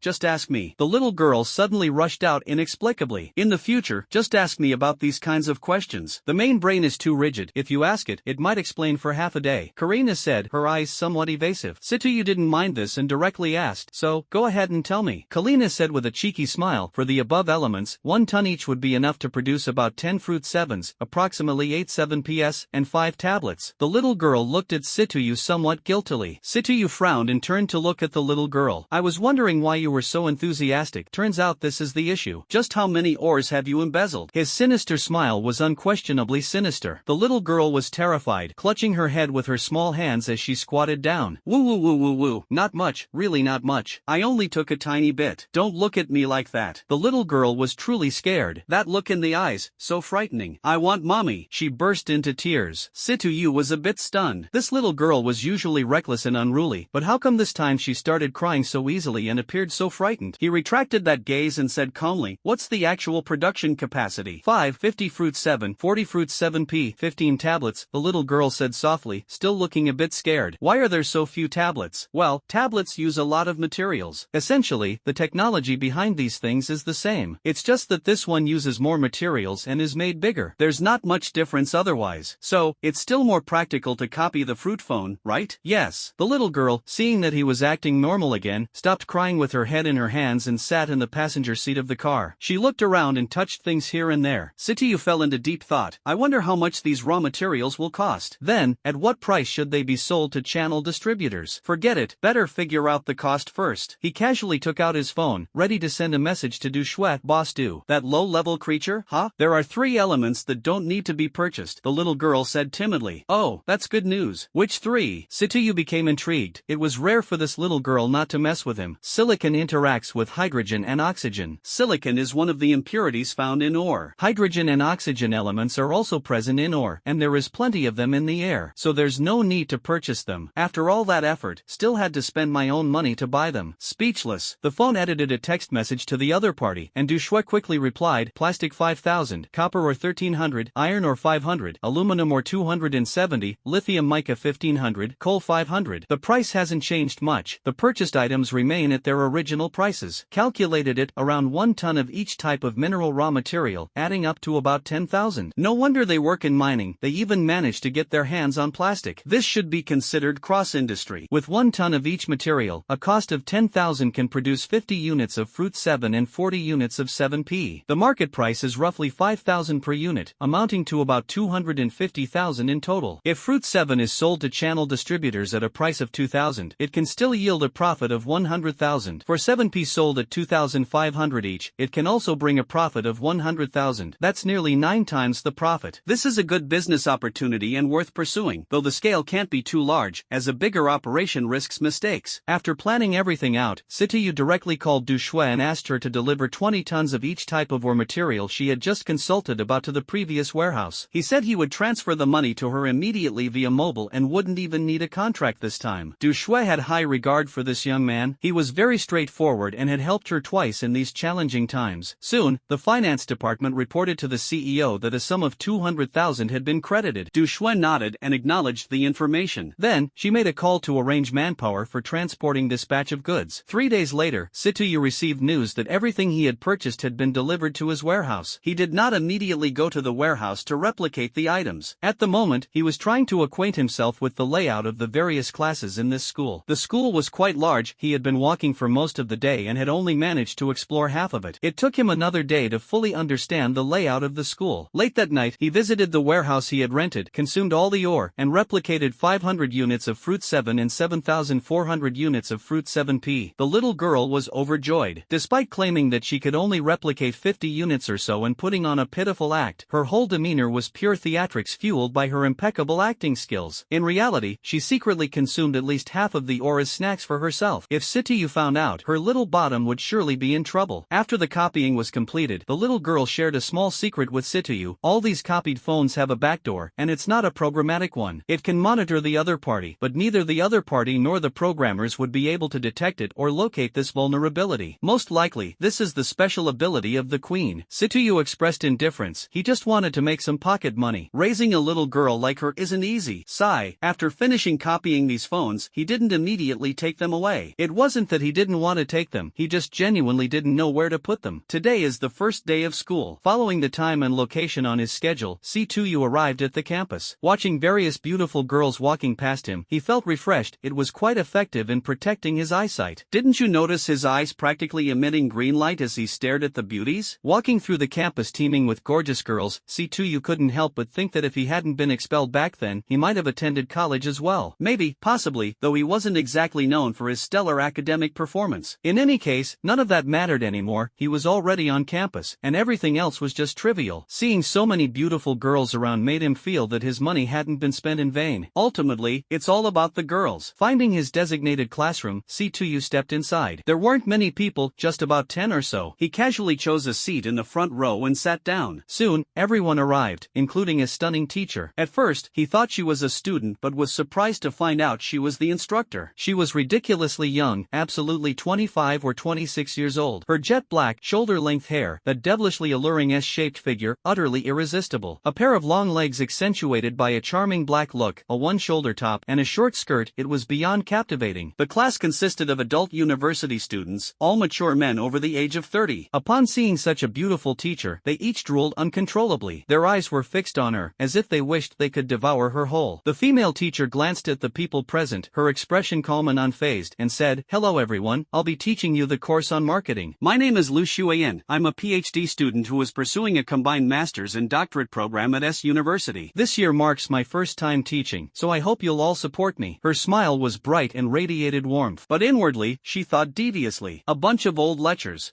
How come there's a little guy here? Strange. Alright, everyone is in the same class, so introduce yourselves to get to know each other. Let's start with you, the youngest one. C2U was speechless. Turns out sitting at the very front came with this privilege. He stood up, walked to the podium, and said, "My name is C2U. I'm 20 years old, currently unemployed, I guess. The rest is personal privacy, which I'd rather not share." Then he directly stepped off the podium and returned to his seat. The next student doesn't need to come to the podium. You can just introduce yourself from your seat, Lu Xuan said with a smile. C2U felt a little awkward. Next up, it's your turn. A composed middle-aged man stepped forward and said, "My name is Fong Hong. I'm a distributor from the electronics market in S-City, specializing in mobile phone wholesale. I hope everyone will look after me." He then handed out a business card to each person and even gave a private card specifically to the beautiful teacher Lu Xuan. Lu Xuan smiled faintly, without saying anything further, and continued, "Next, it's your turn." A middle-aged balding man stood up, introduced himself briefly, and similarly handed out his business card. Naturally, he also gave special attention to the teacher. Situyu looked at the business card in his hand and found it somewhat amusing. It was like a pillow delivered just when he needed it. Xian Gui, boss of the second-hand car market. One was a mobile phone distributor, the other an auto trader. Although it was second-hand car trading, wasn't that a type of channel too? At worst, he could directly sell it as a second-hand car later. However, the profit would certainly not be as high as selling mobile phones. But it was still a way, wasn't it? Otherwise, who knew how long it would take to gather so much money, perhaps in the year of the monkey? It's not like he could steal minerals. If discovered, the consequences were unimaginable. Next, everyone introduced themselves briefly. On the first day of class, there wasn't much to it, just distributing textbooks and getting to know each other. There wasn't much much else. During the remaining time, a few classmates started chatting with each other. Situyu didn't remain idle either. He walked up to Fong Hong, the mobile phone distributor, extended his hand, and said with a smile, "Hello, Boss Fong." "Hello, Student Situ." Fong Hong had long noticed the only young person in this class, though they weren't old either. "I wonder what brings you here, Student Situ." "Here's the thing, I have a batch of Fruit 7 and Fruit 7P devices on hand. I wonder if President Fong might be interested." "Oh, how's the quality of these devices? Are they second-hand or imported goods?" "It should be considered counterfeit goods, right? After all, it's brand new." Fong Hong found it odd. "What do you mean by should be considered counterfeit goods? Could you possibly make it yourself? Do you have a demo unit?" "Let me take a look first, and then I'll decide whether to take this batch." "Sure, I happen to have 2 demo units in my car. I'll go get them for you to check." Then he walked out of the classroom. Lu Xueyan, who was being pestered by 2 students, curiously glanced at the student who had just walked out. She wondered what he was up to. Surely he wouldn't leave early on the first day? Although, this course wasn't exactly restrictive in the first place. Arriving at the car, he opened the passenger door, took out 2 different models of Fruit phones from the storage compartment, locked the car door, and returned to the classroom. He placed the phones in front of Fong Hong. Both were unopened. The outer packaging showed no differences, looking completely identical. Upon opening the boxes, he saw the phones inside, along with accessories and manuals. Fong Hong was quite surprised. These devices were exactly the same as the ones sold domestically, with no discernible differences. Moreover, with his many years of professional experience in selling phones, he could tell that this batch of devices was definitely of high quality. He then opened the other phone, which was of the same quality, just slightly larger, a 7P. He was very satisfied. "Do you know the price of this batch of machines?" he asked with a smile. "I have 2 options here for your reference, Mr. Fong. The first option is you buy them outright. Fruit 7 is priced directly at 2,000 per unit, and 7P is directly priced at 2,500 per unit." Fong Hong drew in a sharp breath. This price wasn't just cheap, it was unbelievably cheap, absurdly so. Even manufacturers probably couldn't get this price. He looked at Situyu, whose face was beaming with a smile, showing no trace of deceit. "The second option is a direct commission. For a set of Fruit 7, I take a commission of 2,500, and for 7P, the commission is calculated at 3,000. I won't collect an advance deposit." Fong Hong was dumbfounded again. This young man had such boldness, releasing 2 million worth of products all at once. Just who exactly was this young man? Such an impressive operation. He pondered for a moment, looked at the other party, and said, "I wonder if I could take a look at this batch of goods? Of course, after class, we can head over. The warehouse is just about 20 minutes from here." Good.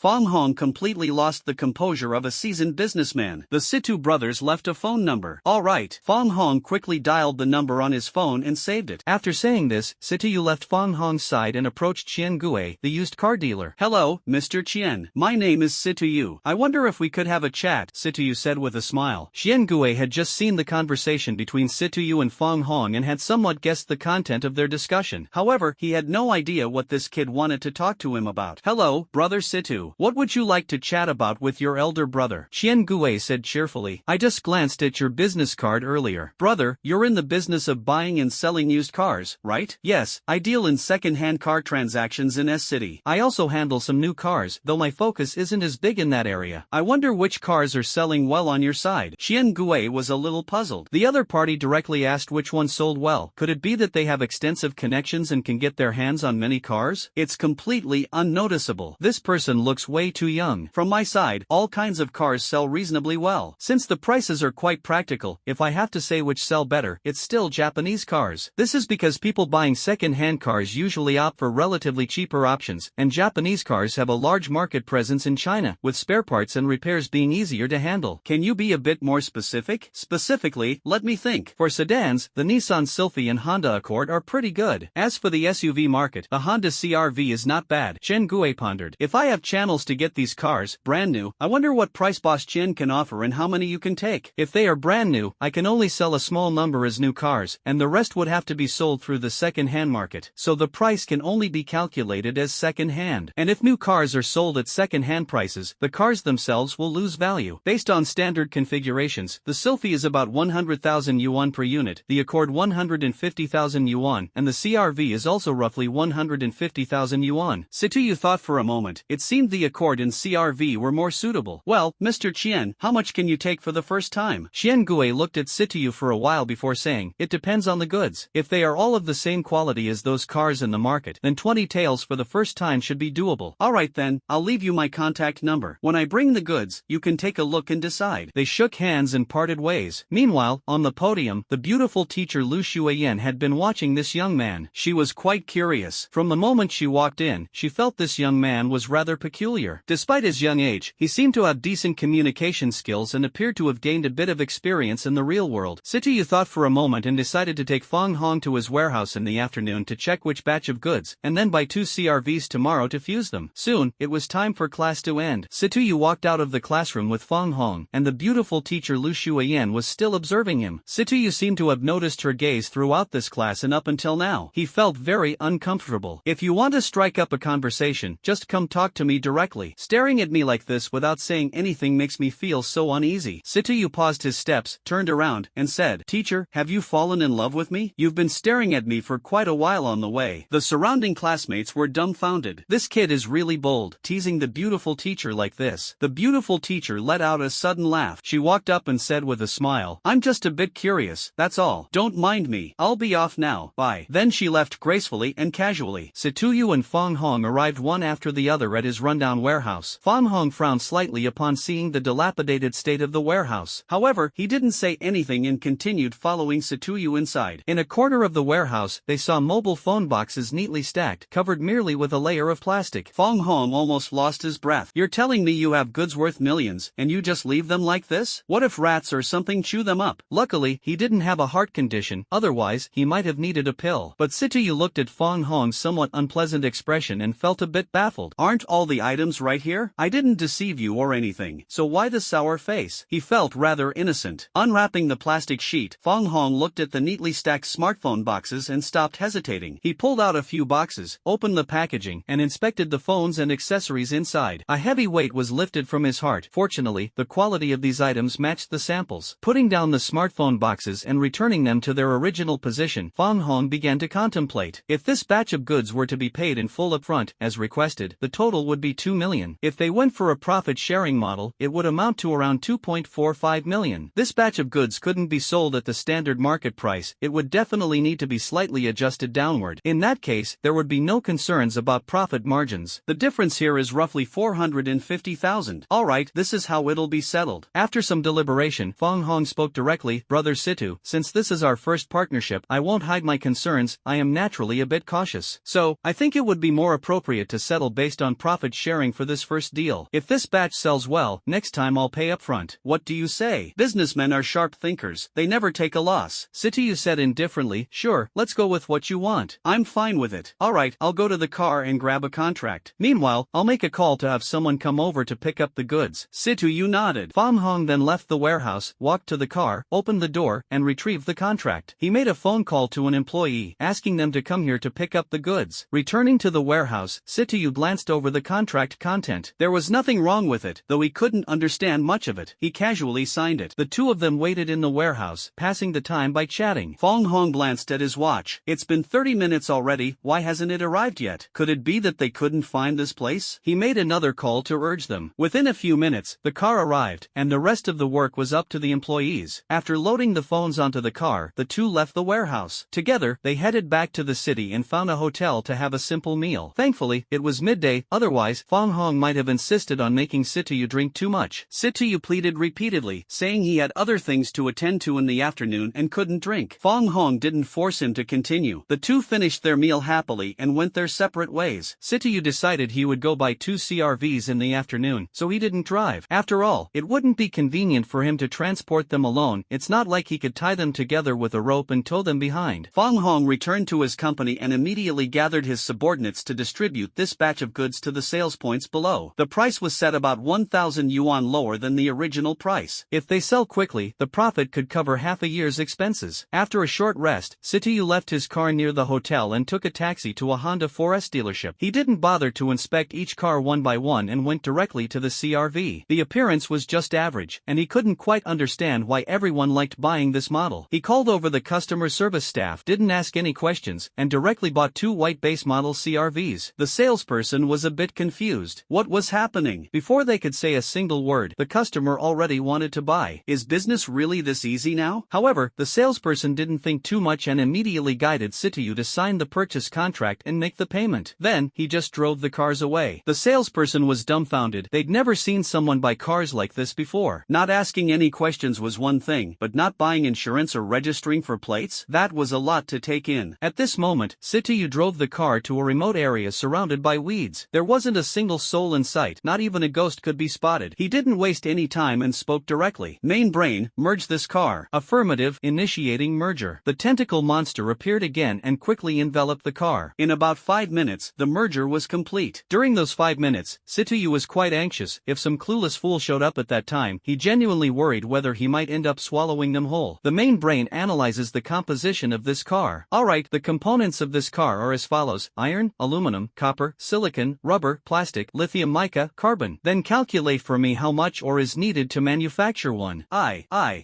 know this. The little girl jumped out again. This girl was definitely up to no good. Sityu saw her appear at this moment and was sure she was trying to take advantage. He didn't expose her, letting her do as she pleased. Despite the frequent arguments or little schemes between the two, their relationship is actually quite good. At least there's something between them, something complicated and hard to explain. But that's not the main point, right? Having been exposed by Sityu once before, Kullian Na felt a little guilty and weakly said, well, it's basically 1 ton of iron ore, 1 ton of aluminum ore, 1 ton of copper ore, 100 kilograms of rubber, 200 kilograms of plastic, and 10 kilograms of lithium mica. Coal just needs to provide 2 units of energy. Most of the rest can be absorbed within the atmosphere. After saying this, she sneaked a glance at the other party. Looks like there's still some embellishment here. Then it's 10 tons of iron ore, 10 tons of aluminum ore, 10 tons of copper ore, 1 ton of rubber, 2 tons of plastic, plus 100 kilograms of lithium mica, and an extra 20 tons of coal. That makes 10 vehicles. Calculated the cost, it's roughly 5,300 yuan for the raw materials of one car. Not bad, this business can be pursued. Then he took out his phone and dialed. Damn, what the heck is this place? There's actually no signal. He felt a bit frustrated, realizing he had driven the car to this godforsaken place. There was no other choice but to head back for now. Looking around, it truly was desolate. Damn it, how am I supposed to get back? Should have known and just gone straight to the warehouse. Helpless, he had to rely on walking back on foot. If his body hadn't been gradually strengthening, he wouldn't even know if he could make it back before nightfall. 2 hours later, he finally came across an empty taxi, likely returning to the city from somewhere. He flagged down the taxi and headed back to the city. He took out his phone. This time there was signal, so he called Du Shui. Boss Du, I have to trouble you again, Sityu said with a smile. Mr. Sityu, please stop teasing me. Tell me, what do you need this time? 20 tons of iron ore, 20 tons of aluminum ore, 20 tons of copper ore, 2 tons of rubber, 4 tons of plastic, plus 1 ton of lithium mica, and an additional 40 tons of coal. That should be about it. Mr. Sityu, please wait a moment, I'll check the inventory. Shortly after, the other party replied, we have everything else, but the rubber needs to be adjusted, which will take about 2 days. I wonder if you're in a hurry for it. Du Shui asked a bit apprehensively, as his company's days haven't been going well recently. No problem, there's no rush. Just deliver everything to the warehouse together when it's ready. Calculate the amount for me now, and I'll transfer it directly to you. Hold on. It's roughly around 106,000, but let's settle it for 105,000. As you know, Mr. Sityu, my company's situation hasn't been ideal lately. I can't offer too much of a discount, so I hope you can understand, Du Shui said somewhat awkwardly. Sityu didn't care about these things. It's fine. I'll transfer the money to you. He then ended the call and immediately began transferring money via mobile banking. After receiving the payment notification, Du Shui sent a message to Sityu, expressing her gratitude once again. Only then did she breathe a sigh of relief. Although the company's situation had slightly improved recently, it still wouldn't last much longer. The competitor's company was annoyed upon seeing that Du Shui's company had managed to pay the workers' salaries. The original dilemma was temporarily resolved like this. Although Du Shui's company was still not completely out of trouble, they wouldn't want the situation to drag on for too long. Sityu returned to his car, glanced at his class schedule, and saw that there were no classes tomorrow. Might as well go home today and check on that silly bird. He leisurely made his way home, and the falcon was still perched on the wall of his yard. The small animals in the yard had all been eaten as snacks. He also took another look at the ginseng he had been drying. Recently, with the weather being so hot, the ginseng was fully dried. It's worth quite a bit, but it's hard to sell. Feeling frustrated, he put away the ginseng and carefully packed them into the wooden boxes he had bought. Each palm-sized box could only hold 1 ginseng root. The ginseng wasn't large, though its long, thin roots stood out. The falcon saw him return and eagerly flew over, landing on his shoulder. Ordinary people wouldn't dare let a falcon perch on them like this. The talons are no less sharp than hooks. Sityu saw the hawk falcon looking somewhat bird-like and was speechless, thinking it was probably hungry. He stepped outside, opened the trunk, and tossed the little treats he had bought on the way back into the yard. However, the hawk falcon did not immediately go to grab the treats. He found it a bit odd. You just leveled up recently, and your energy catalysis effect has strengthened a bit. It's enjoying the catalytic effect right now, the little girl informed him in his mind. Setoyu understood and let it be. After tidying up, he hid the ginseng away. Then, he cleaned up the house, made himself some dinner, and enjoyed it thoroughly. Taking out the books he received today, he started flipping through them one by one. With his body further strengthened, having a photographic memory became the most basic skill. In less than 2 hours, he'd gone through most of the books. He wondered, could he just go and take the exam like this? Then, he went online to review high school materials. He caught up on things he'd forgotten and things he never learned. Honestly, if he were to take the college entrance exam now, he might be able to choose from the top universities. In the next 2 days, whenever he had classes, he attended them. When he didn't, he went to the school library. His reading speed was beyond what most people could handle. Thanks to this speed, in just 2 days, he managed to go through advanced mathematics, advanced physics, chemistry, biology, electronics, and mechanics. Although he didn't fully understand everything, he remembered it all, and as long as he was given some time, he would be able to master it completely. The librarian looked at him like he was a fool. Over the past 2 days, this young man had been reading all kinds of books here, as if he thought he was some super capable saint surpassing even postdoctoral scholars. And his reading speed, was that really reading? It was flipping through pages, wasn't it? Honestly, it was impressive he had the patience to stay here for 2 full days. Could there be some hidden agenda? The librarian couldn't figure him out. At the same time, an exceptionally beautiful girl was watching the man's back. She had noticed him yesterday and had seen him engrossed in those books. However, his reading speed, her thoughts weren't much different from the librarian's. But seeing him continue to read non-stop for 2 days straight made her feel something was strange. "Warner, what are you staring at so intently?" A female voice reached Yoon Warner's ears, and she quickly responded. "Nothing, just lost in thought." Yoon Warner hurriedly tried to cover up her embarrassment. The girl beside Yoon Warner was quite sharp and not so easily fooled. She followed Yoon Warner's earlier gaze. "Oh, turns out it's a little handsome guy. He's fairly tall, though his clothes are a bit plain."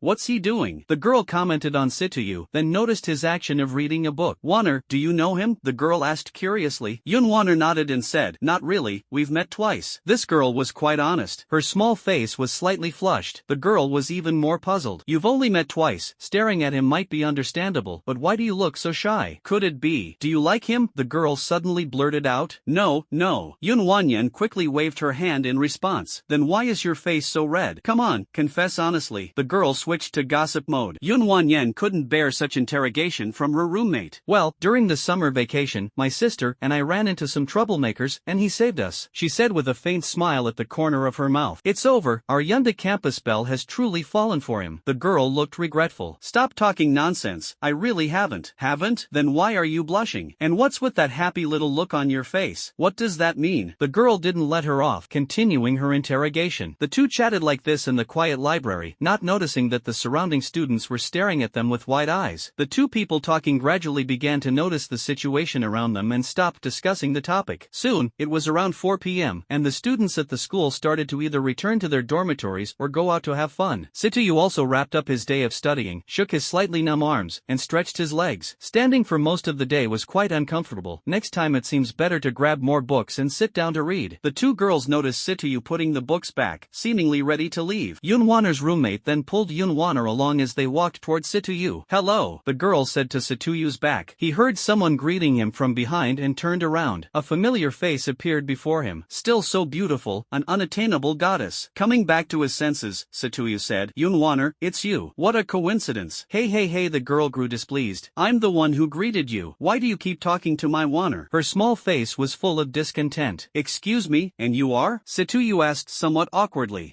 "I'm Warner's roommate. Just call me Ma Jing." This girl seemed very lively. "Oh, I see. Hello, Ma Jing. If there's nothing else, I'll be on my way." Setoyu was very straightforward, greeting her briefly before preparing to leave. A woman as stunning as this is bound to attract a swarm of admirers. If he got too close to her, especially in such a public setting, it could easily bring unnecessary trouble upon himself. Novels always describe it this way. Besides, this goddess is excessively beautiful, definitely not my type. It's better for me to stay as far away as possible. I truly admire my own intelligence, it's top-notch. But heaven doesn't always go along with wishes. The idea is beautiful, but reality is cruel. "Warner, you're here. I've been looking for you for a long time." A cheerful voice came over. Yoon Warner, who had been wearing a cheerful smile, immediately darkened her expression. "How does this guy know I'm here?" she grumbled inwardly. Her small face turned cold as well. "Jung Yiwen, we're not that close. Please call me Yoon Warner. Don't keep calling me Warner, lest people mistakenly think we're very familiar. Thank you. The person who had arrived was Zhang Yiwen, the eldest of the Zhang family's current generation and Zhang Yijian's elder brother. At this moment, Zhang Yiwen's face was full of smiles, but internally, he was swearing, "Damn it, don't think you're made of gold just because you're pretty. If it weren't for your family's influence in the capital, I wouldn't bother dealing with you. Every day you give me that sour face. Do you think women are scarce for me? I'm not lacking one of you. Every time we meet, you're as cold as ice. One day I'll make sure to pin you down and hear you scream." With a smile on his face, he said, "Warner, we've been classmates for the past 2 years, so calling you this shouldn't be too much, right? Look, there are no more classes now. Why don't we take Ma Jing along and go for a walk, maybe grab a meal together?" His face was full of flattery. If you dressed him in ancient court attire, he would be the perfect candidate for a eunuch. "No need, I already have plans, so you don't need to trouble yourself, young Master Zhang. Satuyu, let's go." She immediately hooked her arm around Satuyu's and dragged him straight out of the library. The surrounding students were dumbfounded. Their most beautiful campus belle had been taken away. This was unbelievable. They quickly took photos with their phones, sent messages, and posted on the campus forum. Satuyu was on the verge of breaking down. Was this what they called a disaster out of nowhere? He had originally planned to quietly make a fortune, but everything was ruined because of this ridiculously beautiful woman. Now, he had to face the Zhang family directly. His original plan was to wait until he had enough strength before dealing with the Zhang family. But now, looking at Zhang Yuan's face, which looked like he'd just lost his parents, it was clear that this guy would definitely hold a grudge against him. Yun Wanner, who was pulling Situyu all the way, had a face so red it seemed like water might drip from it. It was her first time, her very first time holding a man's hand like this, and she had initiated it herself. That damn Zhang Yiwen, he made me so angry. "Wanner, is this really okay?" Ma Jing asked worriedly from the side. "I heard that Zhang Yuan's Zhang family is quite influential in S City." However, her face showed no sign of concern, which made Situyu, standing nearby, find it a bit strange. "Don't worry about him. A small Zhang family is nothing for me to be concerned about." As she said this, she looked as proud as a little peacock. It seemed her background was even more impressive than the Zhang family. Situyu silently grumbled in his heart. "How did I get dragged into this melodramatic mess? Truly, I feel like crying but have no tears." "Classmate Situ, thank you so much for today. By the way, why were you at this school's library? I don't think I've ever seen you at this school before," she asked, her small face full of curiosity. "You mean this? I signed up for an adult class this year. It's like recharging my brain." "Then why are you in the library?" Yun Wanner asked curiously. "Of course, being in the library is for reading books. What else could I be doing?" Situyu was also puzzled. Besides reading books, what else could one possibly do in a library? Yun Wanner found it even stranger. "Is what you were doing just now considered reading?" "Yeah, what's up? Flipping through books so fast, how many words can you actually remember?" "Oh, you mean that? I was born with a good memory, basically photographic memory, so I read books quickly." Situyu felt he did a great job showing off, giving himself a score of 99. Yun Wanner looked at him like he was some kind of monster. Photographic memory, was he even human? Then she thought about it again. Wait a second, if he really had photographic memory, why is he still at this school and not long recruited by Tsinghua or Dabi? Why is he here attending the adult education class? Yun Wanner was curious but couldn't smell it directly. Meanwhile, Ma Jing straightforwardly asked, "How come you're still attending adult classes when you have a photographic memory?" This heartless fellow tugged Yun Wanner's sleeve. Only then did she realize she had spoken too quickly. That question shouldn't have been asked. People surely have their own reasons. Situyu didn't mind much. After all, 2 years had already passed. That trivial matter was inconsequential given his current situation, so he casually replied, "I used to be mischievous at school and got into fights. The principal wasn't happy, so they expelled me, simple as that." The two girls were dumbfounded. A school would actually expel someone at a god-tier level of academic ability. Just how brainless must this principal be to make such a decision? What they didn't know was that back then, Situyu's learning ability had been as weak as a level 5 fighter. Expelling him was entirely stress-free for the principal, and it also pleased the Zhang family, so why not? Situyu followed the two girls, wandering and strolling around near the school, and it soon reached mealtime. He thought to himself that since he had already come across this trouble, having one more meal wouldn't make much difference. So he opened his mouth and said, "Hey, two beautiful ladies, it's fine to shop all you want, but at least let us get a proper meal to fill ourselves up." Yun Wanner blushed, while Ma Jing nodded her head with a look of approval and said, "Since you're showing such sincerity, then we won't be polite about it." The three of them found a relatively clean-looking restaurant nearby, walked in, and prepared to satisfy their hungry stomachs. Meanwhile, Zhang Yiwen was following them from a distance. When he saw them enter a restaurant, he made a phone call to summon a few people over. The three of them ordered their dishes in the hall and began chatting about various topics. Soon, the food was served, and they started eating. Barely 10 minutes had passed when a strange, sarcastic voice suddenly sounded. "Wow, my classmate Situ, why are you eating here?" here. What a coincidence. I was just passing by, saw you all dining here, so I came in to greet you. Why not go to a private room? Look, what kind of dishes are these that you've ordered? How could you invite two beautiful ladies and serve them this? Zhang Yuan looked utterly incredulous. What he didn't know was that the dishes weren't ordered by Situyu, but by Yun Wanner and Ma Jing. The cheerful expression on Yun Wanner's little face immediately turned gloomy again. Attention,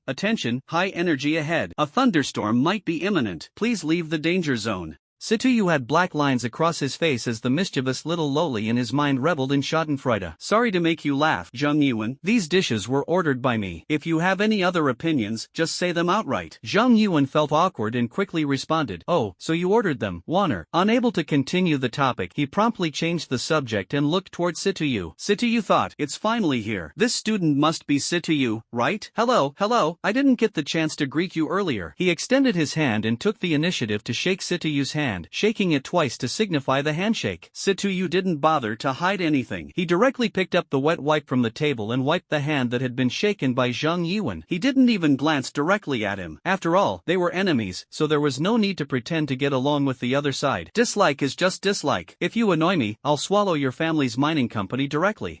This idea is good. I support it. Little Lolita, upon hearing that there was something to consume, quickly chimed in agreement. He was speechless. Normally she was nowhere to be seen, but when it came to minerals, she was more energized than anyone. Yun Wanner saw Situyu's actions and burst into laughter. Zhang Yuan had never seen Yun Wanner smile before and stared at her in a daze. Ma Jing nudged Yun Wanner from the side, bringing her back to her senses. However, Situyu's actions were simply too much. Just the thought of them made her want to laugh. It was obvious he was deliberately doing it to make Zhang Yuan see. Zhang Yuan's face had already turned as dark as the bottom of a pot. Still, he smiled and said, well then, I won't disturb your meal. I'll take my leave for now. Not getting anything worthwhile, Zhang Yuan quickly left the awkward restaurant. He got into his car, vented his anger for a while, and then said to a few people, follow that guy later. I want to teach him a good lesson. Seeing Zhang Yuan leave, the three of them had little appetite to continue eating. They hastily settled the bill and left the restaurant. Outside, Situyu drove them back to their dormitory. Before leaving, Yun Wanner smiled at Situyu and said, thank you so much for today. That Zhang Yuan is always lingering like a ghost, so annoying and impossible to get rid of. If it weren't for you today, I don't know how much longer we'd have been bothered. But it might bring you some unnecessary trouble. He's not a very decent person. It's alright, just a minor issue. Then he waved and left. After parting ways, Situyu walked toward his car. Several figures appeared behind him. Situyu, you were quite arrogant just now. Daring to mock me, Zhang Yuan, you've got guts. In this small turf of S city, you're the first one to do so. Impressive. A cold voice rang out behind Situyu. The speaker was none other than Zhang Yuan, whom he had just mocked a moment ago. Turning around, looking at the few people emerging from the shadows, Situyu smiled casually. Why are you only here now? I thought you couldn't wait any longer. Situyu smiled faintly. Go ahead. Are we crippling your hand today or something else? Pick for yourself. Situyu said nonchalantly. Alright, a hand it is. Why bother using brainpower to choose? Go ahead. The other group looked a bit stunned, not having encountered someone so casual before. They exchanged glances, and then one of them, seemingly the leader, stepped forward and said, put your hand out. Situyu saw the person directly approaching him and found it amusing. Did they really think he was a fool? The man walked up to him, flexed his muscles a bit, and gestured for him to extend his hand. Situyu extended one hand, and the other person, without hesitation, grabbed it, attempting to break it. The surrounding group, along with Zhang Yuan, watched them with relaxed expressions. Time slowly passed. They started to feel something was off. Did it really need to take this long? The leader was frustrated too. He couldn't break it. Is it my turn? Situyu said with a smile. Without giving the opponent a chance to react, he directly grabbed the other's hand and gave it a hard twist. With a crunching sound, an unnatural angle appeared in front of the leader's eyes. Ah! The few people behind hadn't yet figured out what had happened. They heard the leader scream and thought he was about to exert his strength. They even chuckled and said, the boss is about to use all his strength. Haha. Before they could finish laughing, they saw their boss clutching his hand and running back. Beads of sweat rolled down his forehead, his hand forcefully twisted out of shape, causing so much pain he nearly lost consciousness. The lackeys looked at their boss's palm and couldn't muster a smile. They quickly shouted, all together now, this guy isn't easy to deal with. A group of thugs charged forward, and Zhang Yuan felt a sudden chill rise in his heart for no apparent reason. He was completely baffled. The thugs rushed towards Situyu, but he stopped wasting time with them. With a single kick for each, he sent several of them flying. Ever since his star core evolved to level 2, his speed had significantly improved, especially his explosive power. He could run 100 meters in under 5 seconds in an instant, a feat he'd tested multiple times before. These thugs had never encountered such a ruthless individual unusual before. They couldn't even see the speed of his kicks. Back when they'd roamed the streets, the worst they did was hack at others with blades, never facing any martial arts masters or experts. The past 2 years had been peaceful, too. No other forces had emerged in the entire city. They were practically the sole dominant players, enjoying their days in absolute comfort. Today I saw our young master planning to deal with a student, not even bothering to bring a blade. He came directly, empty-handed, ready to teach the other how to behave. Who would have thought the other guy would be so hard to handle? Our side was completely wiped out, while the opponent only threw a few kicks. Zhang Yuan watched as the underlings he had brought with him were instantly kicked away by the opponent, and the chill in his heart grew even stronger. Situyu didn't idle either. He walked up to the opponent, smiling mischievously as he looked at them. These punks seemed to be watching a devil smiling at them, a smile so chilling in the darkness. "Big brother, let's talk this out. We know it's our fault this time. You've hit us, vented your anger, so just let us go. We're just small-time henchmen trying to make a living," one underling pleaded. Situyu said sinisterly, "That's not how it works. If you saw a dog bite me, I wouldn't bite back, right? Otherwise, wouldn't I become a dog too?" Yes,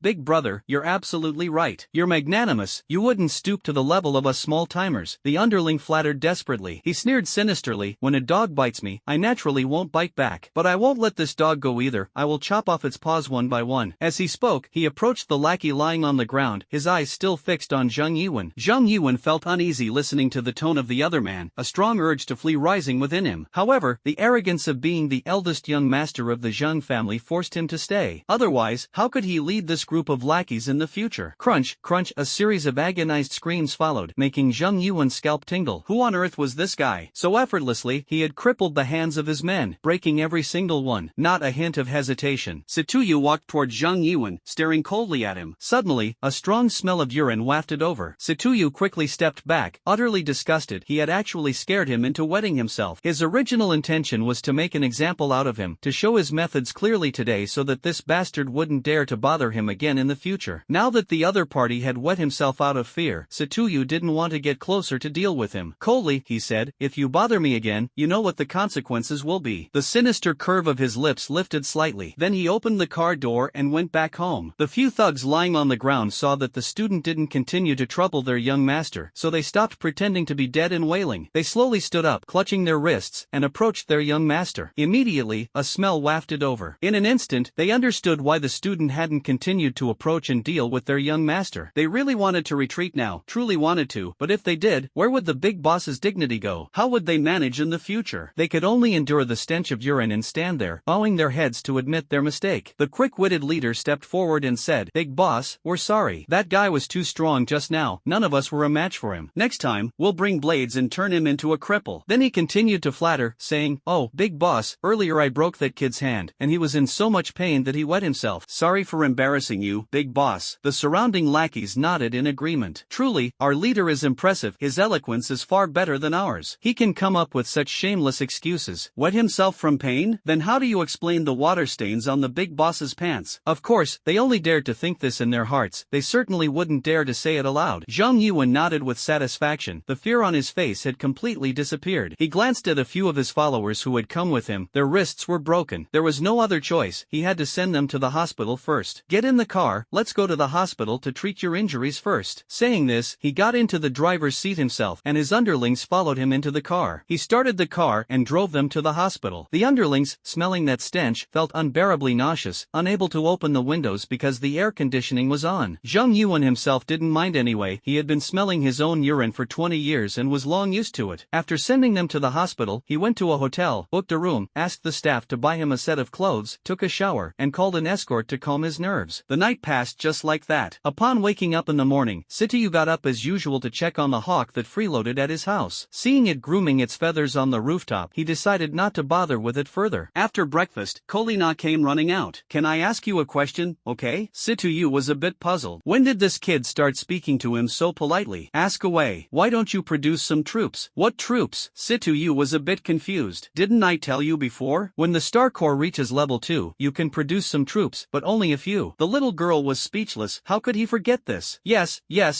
that's true, but the question is, what can actually be produced now? Last time, it absorbed the genes of mosquitoes and bullet ants. What's the point of producing these? The little girl looked utterly defeated. The queen doesn't produce units in that way. The queen can recombine the absorbed genes to create new species. Holy cow, that's amazing. Tell me, what What kind of creature would it create? Situyu was very curious. Could it be an ant with wings, plus a straw? That design sounds kind of weird. There are only 2 genes now, so the combinations are very limited. At the time, I asked you to find these 2 genes so that later you could absorb more genes and then combine them to create a greater variety of troop types. But you just forgot about it after upgrading, focusing only on the 3 slots for functional upgrade missions, while completely neglecting the improvement of the other gene information database. The little girl stood with her hands on her hips, speaking angrily, as if disappointed by his incompetence. Situyu was speechless because he indeed forgot about it. All he cared about was making money. Can we produce now then? He asked the little girl with a flattering smile. Right now, we can only produce one species specifically designed for gene absorption. With this type of troop, the gene issue will no longer be a problem in the future, and the gene quantity requirements for those upgrade missions can be completely ignored. Just let these little guys go and collect samples to consume them. All the collected genetic information will be stored in the gene information database. When the star core was at level 1, the gene information database feature was not activated, so back then, only 2 options could be chosen. Now, although the task specifies 3 types, you can actually collect without any restrictions. This number will no longer be limited in the future. When it reaches a certain number, this task will no longer be triggered. Of course, if you want to enhance certain special features of a biological unit, you can also separately seek and acquire such genes. Do you understand? C2U rubbed his chin, thought for a moment, and nodded to indicate he understood.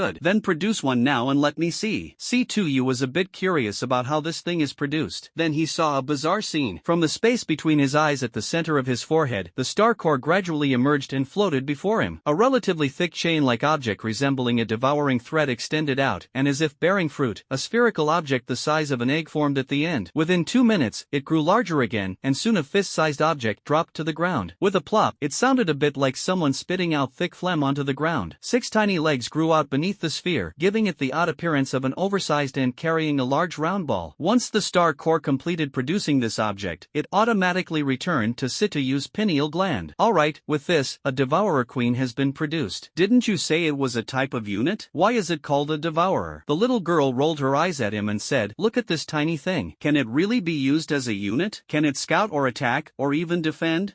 Seems like it can't do any of those. Exactly. This kind of thing can only be called a devourer, not a devourer unit. Only when it has attack or defense abilities can it be called a unit. What should we do now? Just leave it like this? Situyu was completely clueless about what to do. Of course not. This thing needs to find a place to dig a hole, then let it fend for itself, absorb some energy or something. Later, it can produce devourers, which will allow automatic gene collection in the future. Situyu couldn't help but feel that she looked a bit smug, though he wasn't sure if it was just his imagination. Then you deal with it. I'll just watch and stay quiet. Go, find a corner outside, hide yourself, absorb energy, and produce a devourer. The devourer queen carried a big house on her back, walked outside, and arrived at the small yard. Like a yo-yo, she began spinning vertically and started digging holes. Her speed was incomparable to her turtle-like pace when walking. She was as fast as a grinding machine. Soon, she hid herself, leaving only a pile of soft soil on the surface. Okay, don't worry about her anymore. She'll execute commands automatically in the future. You can also command her if needed. Stop bothering me about every little thing. I'm very busy, she said before darting off. The silly bird, which had been perched on the rooftop earlier, had moved to the wall and was watching everything with curiosity. When the devourer queen disappeared into the soil, the silly bird hopped over to the mound and took a closer look. Then, it flew to Situyu's shoulder, chirping as if to ask, what kind of strange thing is this? Situyu couldn't understand what it was screeching about anyway. He simply gave a brief instruction to keep an eye on the house and not to touch the devourer queen before leaving home. On the way, Situyu received a phone call from Du Shui. She told him that the ore he requested had been delivered to his warehouse. Just as he was planning to head to school early to study, Situyu made a sudden change of plans and headed straight to the warehouse to check the delivery. The old guard at the gate maintained his usual posture while watching over the entrance. Seeing Situyu's car approach, he showed no particular reaction. Situyu was also happy to see it happen. This was great. Entering the warehouse, he saw those piled up minerals and felt very excited. This could bring him quite a bit of money again. Without a second thought, he directly said, Main brain, devour these minerals and replicate cars. Received, executing command. In less than 10 minutes, everything had been devoured completely, akin to a locust swarm passing through, leaving the ground feeling as if it had been thoroughly cleaned. Can I still clean this way in the future? Situyu thought with interest. Don't even think about it, this consumes energy. Kolien Na's stingy expression was really adorable. Then how about I charge you up when the time comes? Situyu asked. That's doable. One cleaning session costs 1,000 kilowatt hours. The little girl stretched out a petite finger as she spoke. Originally, Originally, she planned to say 100 kilowatt-hours, but upon reconsideration, that wouldn't earn her enough. Are you robbing me? The cost for 1,000 units of electricity is enough to hire a nanny for a month. In fact, he had no idea how much hiring a nanny for a month would actually cost. Anyway, as long as he could bargain, who cared? He just had to make an outrageous demand once. Both of them shared the same thought, and they ultimately reached an agreement: 300 units of electricity for one thorough cleaning. Both parties expressed satisfaction with the arrangement. Ever since then, every time Situyu went to pay his electricity bill, the staff were bewildered. What kind of high-powered appliances did this guy have at home? His monthly electricity bill was almost on par with a factory's. Situyu was helpless. This girl cleaned the house every now and then, leaving it spotless, and he was at a loss for words. Hiring this nanny was nothing but tears. No, actually, it was money flying away. Start the replication. After the two finished bargaining, the central brain began the replication process. Two brand new Honda CR-Versas appeared before Situyu. This scene was absolutely spectacular: a biological 3D printer with N-axis linkage. How many devouring chains were working simultaneously? A car could be finished in just 1 minute. Situyu was a bit embarrassed. In less than half an hour, 20 brand new cars had been produced. Upon opening the doors, there was none of that pungent new car smell. He originally wanted to try out the car, but upon checking, the fuel tank was completely empty. He thought about asking little Loli, but then realized that gasoline is also a mineral resource, so it definitely couldn't be produced. She couldn't even devour enough for herself, let alone spit it out. It was simply impossible. After finishing these tasks, he didn't linger there any longer and got in the car, heading to the school library to read. There was a class in the afternoon that he needed to attend. Although he had already memorized all the content of the books, so whether he attended or not didn't really matter. However, today he had to meet the used car dealer to discuss cooperation matters. Upon arriving at the classroom, Situyu saw that mobile channel vendor excitedly walking towards him, with an uncontrollable smile on his face. Brother Situ, just the right timing. I have good news to share with you. That batch of goods is selling like crazy. Fang Hong's face was beaming with excitement, his smile resembling a chrysanthemum, and his enthusiasm was evident in his animated gestures. Brother Situ, I might have gotten a bit too excited. After calming himself down a bit, Fang Hong continued. Brother, give me your account number, and I'll transfer 1 million over to you first. It's only been 3 days, and we've already sold more than half. At this rate, we'll run out of stock in 3 days at the most. I wonder when you'll be able to bring over another batch. This time, I'll take the whole lot with full payment. Situyu smiled and gave him the account number, feeling genuinely pleased. This guy wrapped up a batch of goods in just a week. The efficiency was beyond impressive. Truly a talented individual. Fang Hong made a phone call, gave Situyu's account details to the finance department, and quickly after confirming the account, Situyu received a text notification that 1 million had been credited to his account. Situyu thought for a moment and said, let's wait another 3 or 4 days. By then, we'll bring over another batch. Situyu pondered whether the timeline should be extended a bit, wondering if releasing goods so intensively might cause issues. He decided to discuss this matter with him next time. After the two had a chat, the second-hand car market owner also arrived. Seeing them talking pleasantly, he joined in the conversation. Situyu happened to find him and said, Boss Qian, I was wondering if you have time after class. I have a batch of goods I'd like you to take a look at. Boss Qian immediately realized it was about the car he mentioned last time. He agreed readily, and after class, the two drove towards the warehouse. When they arrived at the warehouse, the two entered one after the other. On the way, Situyu had specially bought a barrel of gasoline and placed it in the trunk. After getting off the car, he carried the gasoline can into the interior. When Qian Gui saw 2 rows of neatly arranged Honda CR-Vs, his eyes lit up. Who the heck said these were second-hand cars? I'll argue with them. These are way too new. These are brand new cars, my brother. He opened the car door and took a look inside. Everything was still wrapped in plastic film. Using this kind of thing and selling it as second-hand? This guy is truly talented. Qian Gui was speechless. After inspecting the vehicles, Situyu said, Boss Qian, feel free to pick one. None of these cars have gasoline. I'll fill up the one you want to test drive, and you can take it out for a try. Qian Gui casually pointed at one. Situyu stepped forward, opened the fuel tank lid, poured the entire can of gasoline in, closed the lid, and signaled to Qian Gui that he could go ahead and test the car. Qian Gui has always been an experienced driver, but he had never been this happy before. The second-hand cars he used to sell were either almost scrapped or had been in accidents. He would only make a few thousand yuan per car at best. Cars like the one today could easily earn him tens of thousands per car, equivalent to the profit from selling 10 of the old ones. He drove the car out of the warehouse and tested it in the yard, moving forward, reversing, performing sharp braking, sudden acceleration, and high-speed cornering. He then took it to the main road to test its performance there. It felt just like a new car, even without the minor issues that some new cars might have. Selling this as a second-hand car would be such a waste. If only his sales channels weren't so limited, he would definitely sell this as a brand new car. After his excitement subsided, Shen Gui returned to the warehouse, got out of the car, and walked up to Situyu, saying, "I wonder how brother Situ plans to cooperate." Situyu held up 2 fingers and said, "2 options. The first one is a direct buyout price. We'll discuss the price first. The second option is profit sharing, with a slightly higher rate, since Boss Qian won't have to bear any risks." Shen Gui thought for a moment and said, "Based on the market price, it's roughly 150,000 for a direct sale. What are the respective prices for the buyout and the profit sharing options?" Situyu pondered for a moment and said, "For the buyout, I can offer you 120,000 per unit, and for profit sharing, we can calculate it at 130,000 per unit." Shen Gui was a bit shocked. After all, he had been in the automobile industry for several years, and selling a car never yielded such high profits. Most of the profit came from property sales. This deal directly offered him a 30,000 yuan profit, a considerable amount. What he didn't know was that Situyu's costs were far lower than he imagined, so he didn't care much about the pricing. Even if the price were pushed down further, Situyu could easily accept it. Shen Gui had been in this business for quite some time and had plenty of capital on hand. Taking on these goods was an easy task for him. He also understood that these items would be sold quickly and that there was no need to worry about the market. "Alright, I'll transfer the full payment to you directly. I'll send people over this afternoon to pick up the goods," Shen Gui said generously. "Alright then, make sure to bring a few masters along to check the vehicles. For now, let's go have a simple meal." The two left the warehouse, had a quick meal, and returned. Meanwhile, the transport vehicles and some of the experienced masters had arrived. Upon seeing the arriving group, everyone exchanged nods. After giving instructions, they began their work, inspecting the vehicles inside the warehouse. About an hour later, the masters had completed the vehicle inspections and nodded to confirm there were no issues. Boss Qian was very pleased. He asked for Situyu's account details and instructed the finance team to transfer the funds to Situyu, who verified the information. The two then shook hands. The remaining tasks were completely entrusted to Qian Gui as Situyu left the warehouse in a carefree manner. He went on to find Du Shui to discuss some matters. Recently, he noticed that purchasing ores piece by piece was somewhat tedious, so he decided to prepare a larger stock. After all, these two items had no trouble selling, and with the warehouse being so large, it would be a waste to keep it empty. Arriving at Tingyuan Mining, he called Du Shui, and the gatekeeper immediately allowed his car through. He drove to the building of Du Shui's office, parked his car, and went upstairs to look for the beautiful boss, Du Shui. Standing at the door of her office, he knocked lightly on the door. A pleasant voice came from inside. "Come in." Pushing the door open, the stunningly elegant woman's demeanor was noticeably much better than the last time. Already very beautiful, the aura of a strong, capable woman she now exuded added even more to her charm. "President Du, it's only been a few days, and you're getting even more beautiful," Situyu complimented. These weren't words of flattery but his genuine thoughts. "Mr. Situ, you sure have a sweet tongue. How about this, from now on, you don't need to call me General Manager Du anymore. Just call me by my name Du Shui, or Sister Shui, and I won't call you Mr. Situ either. I'll simply call you Little Brother Situ or Little Brother Yu," Du Shui said with a smile. "Alright then, I'll call you Sister Shui, and you can call me Little Brother Yu." After deciding how they would address each other, Situyu said, "Sister Shui, I'm here again regarding the purchase of ore. I've been thinking about it, and buying bit by bit all the time is quite troublesome. The warehouse on my side is pretty large, so I might as well buy more in one go and store it to avoid repeated transportation issues. It's just too inconvenient this way." "Little Brother Yu, that's where you're wrong. Since I've taken to calling you my little brother, no matter how troublesome it is, I'll make sure to handle it for you, won't I? But now that you want a larger quantity, that's no problem either. So, how much do you need this time?" Du Shui asked with a smile. Situyu stroked his chin, thought for a moment, and said, 10 times the total amount of the previous 2 times. Du Shui gasped. This newly recognized younger brother suddenly increased the amount so much that she couldn't figure him out. He dressed very plainly, always wearing cheap clothes every time he came, without a single slightly expensive item of clothing, no luxury watches or diamond rings. He was so ordinary that she could not imagine him being someone capable of shelling out millions. Calming herself down, Du Shui checked the inventory and said, "Most items are in stock, and the small amount of mineral raw materials can be transported over within 2 or 3 days. Within a week, I can have everything ready for you. How does that sound?" "No problem, I'm not in a hurry either," Situyu said with a calm expression, though his heart was bleeding. It had been so hard to earn around 4 million, and now about 3.1 million was about to go out in one go. Why does money get used up so quickly? Sigh. Situyu took out his phone and transferred the money to the other party. The finance department also confirmed the transaction. The contract was signed as well. If it weren't for Du Shui being trustworthy, Situyu would have long been left with not even a scrap of bone. Situyu spent a little while in Du Shui's office chatting briefly with her. Noticing that she seemed to have other matters to attend to, he felt embarrassed to stay longer. He stood up and prepared to leave. Ring ring ring, the desk phone rang. Without checking Checking the caller ID, she picked up the phone and said, "Hello, who is this?" "Boss, it's bad news. Wang San from Zhengyuan Mining has brought a group of people over." Du Shui's face turned pale. Recently, all the troublemakers had been sent by Zhengyuan Mining. They were the ones suppressing her company, causing their ores to have no buyers. Fortunately, her younger brother Situyu had been helping out recently. Otherwise, she might have had to announce bankruptcy directly. Seeing her face turn grim after answering the phone, Situyu asked her, "What's wrong, Snow Sister? What happened?" He was a bit curious about what could have caused her expression to become so grim. Nothing's wrong, little brother. Your sister has some things to take care of here. I'll send you out first, go through the side door. The main entrance isn't very convenient right now," Du Shui replied evasively. Situyu immediately knew there was trouble at the main entrance again. Otherwise, she wouldn't have told him to use the side door. He didn't bring it up, and as Du Shui led him out the door, he asked her, "Someone's causing trouble again?" Du Shui heard him ask this suddenly, almost twisting her foot in her high heels. Calming down, she sighed and said, "It's the people from Zhengyuan Mining. Their previous troublemaking was aimed at shutting down my dad's company. Last time, with your help, we managed to gain some breathing room, but now they've come directly to the door. Looks like they're preparing to use force. They are most likely planning to seize it outright." Du Shui said helplessly, "You said it's those guys from Zhengyuan Mining?" Situyu confirmed, "Yes, it's them. In this city, they're the most unruly ones. Seems like a narrow escape from enemies." "Ha ha," Situyu sneered coldly. "Brother, do you also have a grudge against them?" "Well, before coming to you, I went to their company to buy ore. They were outrageous, asking for a price 200 yuan higher per ton for each type of ore. When I didn't want to buy, they even tried to force me into it. In the end, they brought a bunch of thugs, and I got slightly injured. This time, I can finally get some payback." Hehe. Situyu's laughter carried a bit of creepiness, which made Du Shui sitting next to him feel uneasy. "Brother,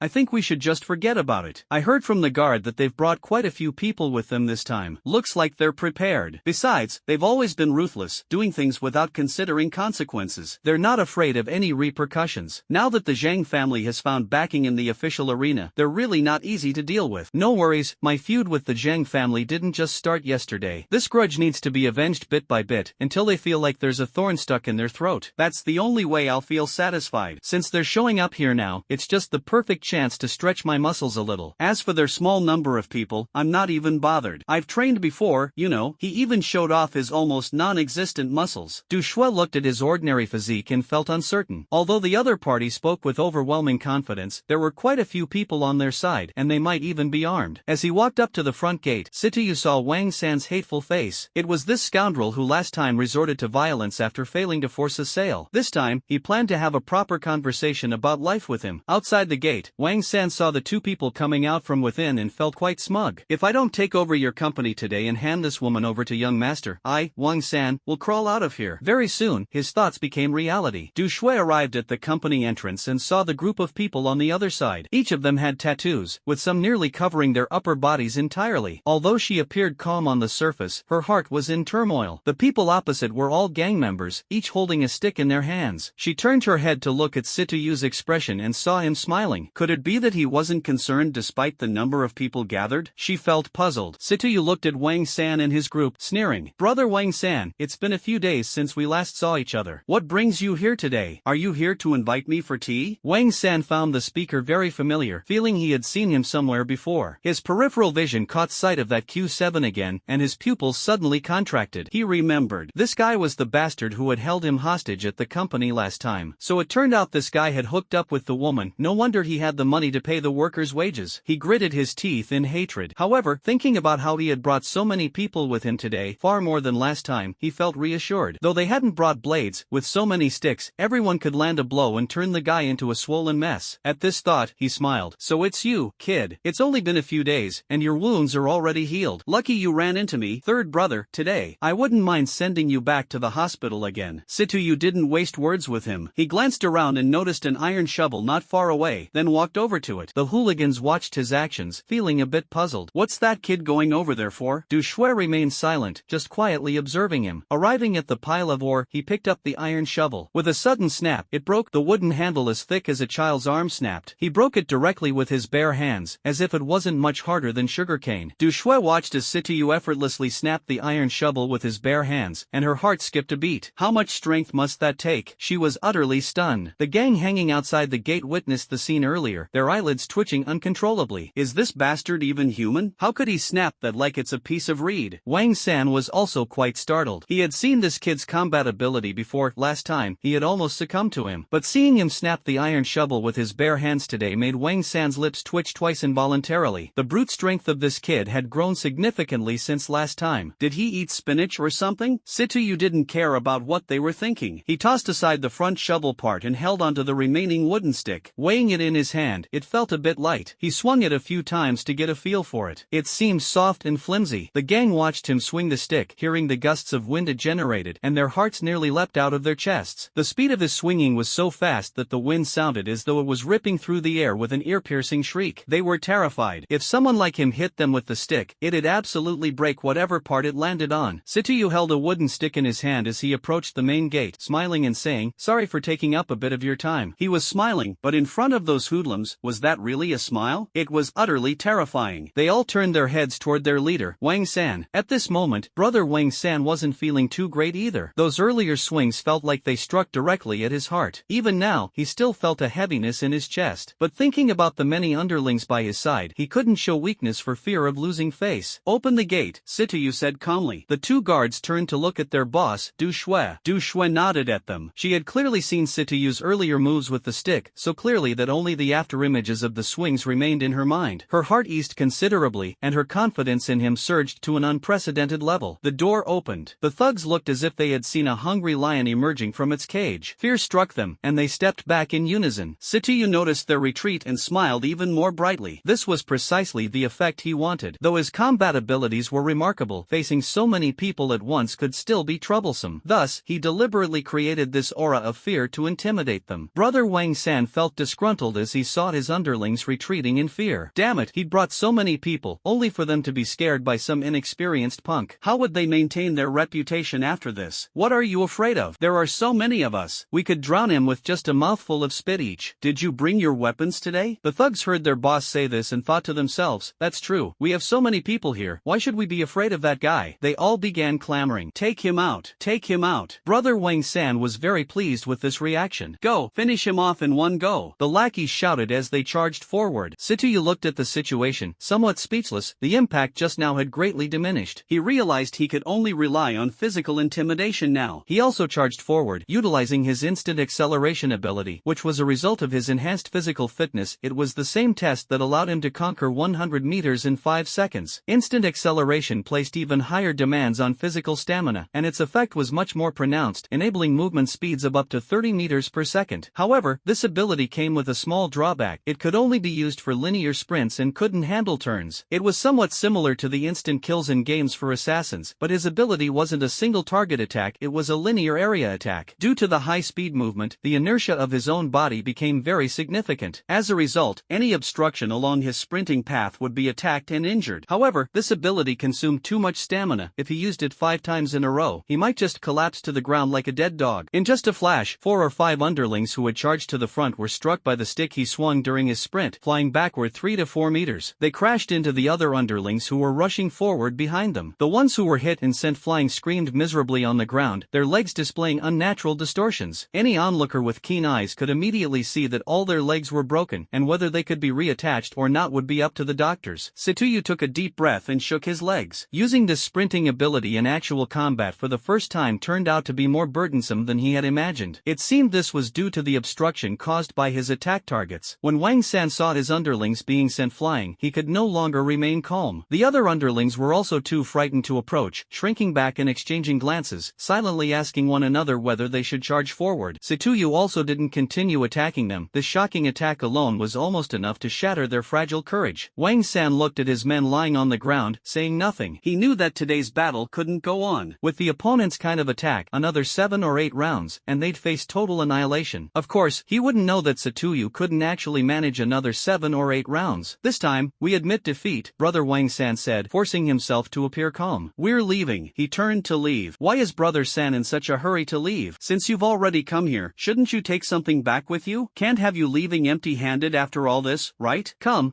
let's head upstairs and have a seat." Situyu stepped forward, patting Wang San on the shoulder. It almost scared Wang San enough to make his legs buckle and sit down on the spot. "Is there anything else, big brother?" Wang San asked with an awkward smile. "It's nothing much. You see, this is a mining company, and you're a mining company too. There happens to be a bit of raw material inventory inventory here, so I was thinking of asking you, Brother San, to help Miss Shui clear some of it out. What do you think? The price is quite reasonable, Sityu said with a smile, though his smile had an eerie quality to it. How much inventory do you want me to help boss do clear out? Miss Shui, which type of mineral has the largest backlog in your inventory? Sityu turned to ask. Du Shui was speechless. What kind of situation was this? Doing business like this was completely unprecedented. She had no idea that back when Sityu was at Zhengyuan Mining, they operated in the same manner. This could be considered karmic retribution. After thinking it over, Du Shui replied that the most stockpiled items at the moment were iron ore and copper ore, with quantities reaching tens of thousands of tons. Alright then, I'll make a decision for Sister Shui this time. Boss Wang, help us out and deal with 5,000 tons of iron ore and copper ore. How about it? It's not too much, right? I'm not being unreasonable, am I? Not unreasonable, not unreasonable. Wang San was sweating profusely, not even daring to wipe it off. As for the price, iron ore is 600 per ton, copper ore is 1,400 per ton. Boss Wang, you see, I'm a straightforward person. It's even 100 yuan per ton less than the quote you gave me. While speaking, he also patted the other person's shoulder, making the two seem like true buddies. Ah, really? He dared not continue. The other person wasn't wrong. If calculated based on the price he himself quoted before, it was indeed 100 yuan less per ton. He felt like slapping himself twice for this. The total price for this batch of goods would reach 10 million. If he bought it at the market price, it wouldn't matter too much even if there was no profit. He'd just flip it without losing much. However, this price was 100 yuan more per ton, resulting in a direct loss of 1 million. Such a big amount couldn't simply be accounted for. He would have to swallow the loss quietly and cover it with his private stash. The pain in his heart was real, but he couldn't show it on his face and still had to keep smiling. He was hoping he'd forget about this deal as soon as he walked out the door. He still held onto a shred of wishful thinking. Sityu was a decisive person, and as soon as he saw the other's response, he straightforwardly said, "Then it's settled. Go ahead and call finance now to transfer the money." "Ah, now? Right now? Then when do you plan to delay it until?" "Be decisive when doing things," he said, while heavily patting the other person's shoulder. Wang San winced in pain. With no choice, he had to begrudgingly accept. He took out his phone and dialed the finance department directly, instructing them to transfer 10 million to Tingfei Mining, saying it was payment for a batch of goods purchased here. The finance department, hearing it was their boss's instruction, didn't hesitate and promptly completed the transfer. Soon, Du Shui received the news. Du Shui was very excited. Ignoring the sour-faced Wang San from Zhengyuan Mining, she smiled and said to him, "Thank you very much, Boss Wang, for your patronage." Her smile was radiant, sweeping away all the grievances she had endured recently. "Boss Wang, do visit often in the future. I won't see you off today. The ores will be delivered to your company shortly," Sityu said cheerfully. Brother Wang San resentfully waved at his subordinates. "Let's go." A group of young men carried their injured companions onto the car and left Du Shui's company. Thus, a farcical scene came to an end. Their arrival was arrogant and imposing, but their departure was utterly dejected. Du Shui was very excited, thinking that her company had been on the verge of bankruptcy today, yet the outcome was so unexpected. Her eyes gleamed as she stared at Sityu, who found the fiery gaze a bit overwhelming. He averted his gaze and looked elsewhere. Caught off guard, Du Shui gave him an enthusiastic hug, leaving him dumbfounded. He had thought this girl was an iceberg, but it turned out she was cold on the outside but warm on the inside. When he was about to wrap his arm around her slender waist, Du Shui suddenly let go of him. He was a bit stunned. Why did she let go so quickly? This wasn't according to the usual playbook. He promptly and discreetly dropped the hand he was about to place around her. "My mood has been all over the place today. I got a little too excited." "Sorry about that," Du Shui said, overwhelmed with emotion. "It's fine. I didn't lose out anyway, right? I'm okay with doing this a few more times," Sityu joked. Du Shui gave him a charming glance, so alluring that Sityu nearly lost his footing. What a temptress. I can't help but wonder, why would her husband leave such an incredible woman and run off with someone else? "You've really helped me a lot this time." Zhengyuan Mining suffered a silent loss this time. "I wonder if they'll seek revenge," Du Shui said with some concern. "No problem. If he dares to come again, just call me. Next time, I'll make him buy more minerals to take back." Du Shui couldn't help but burst out laughing. "I've never seen anyone sell minerals like this." "That's not my fault. Back then, that's how he did business with me. This is what they call the Wheel of Fortune," Sityu replied indifferently. "Alright, it's getting late. I'll head back first." "Not staying a bit longer?" Du Shui said somewhat evasively. "No, I won't disturb your work. I'll head out first. If anything comes up, just give me a call. I'll come over as soon as possible." "Alright then, goodbye." Sityu drove away from Tingfei Mining. What an interesting boy. She smiled faintly and returned to her own office. On the road, the vehicle kept moving. "That low-level creature has an idea. I wonder if you're interested." Kiliana materialized and said, sitting in the passenger seat.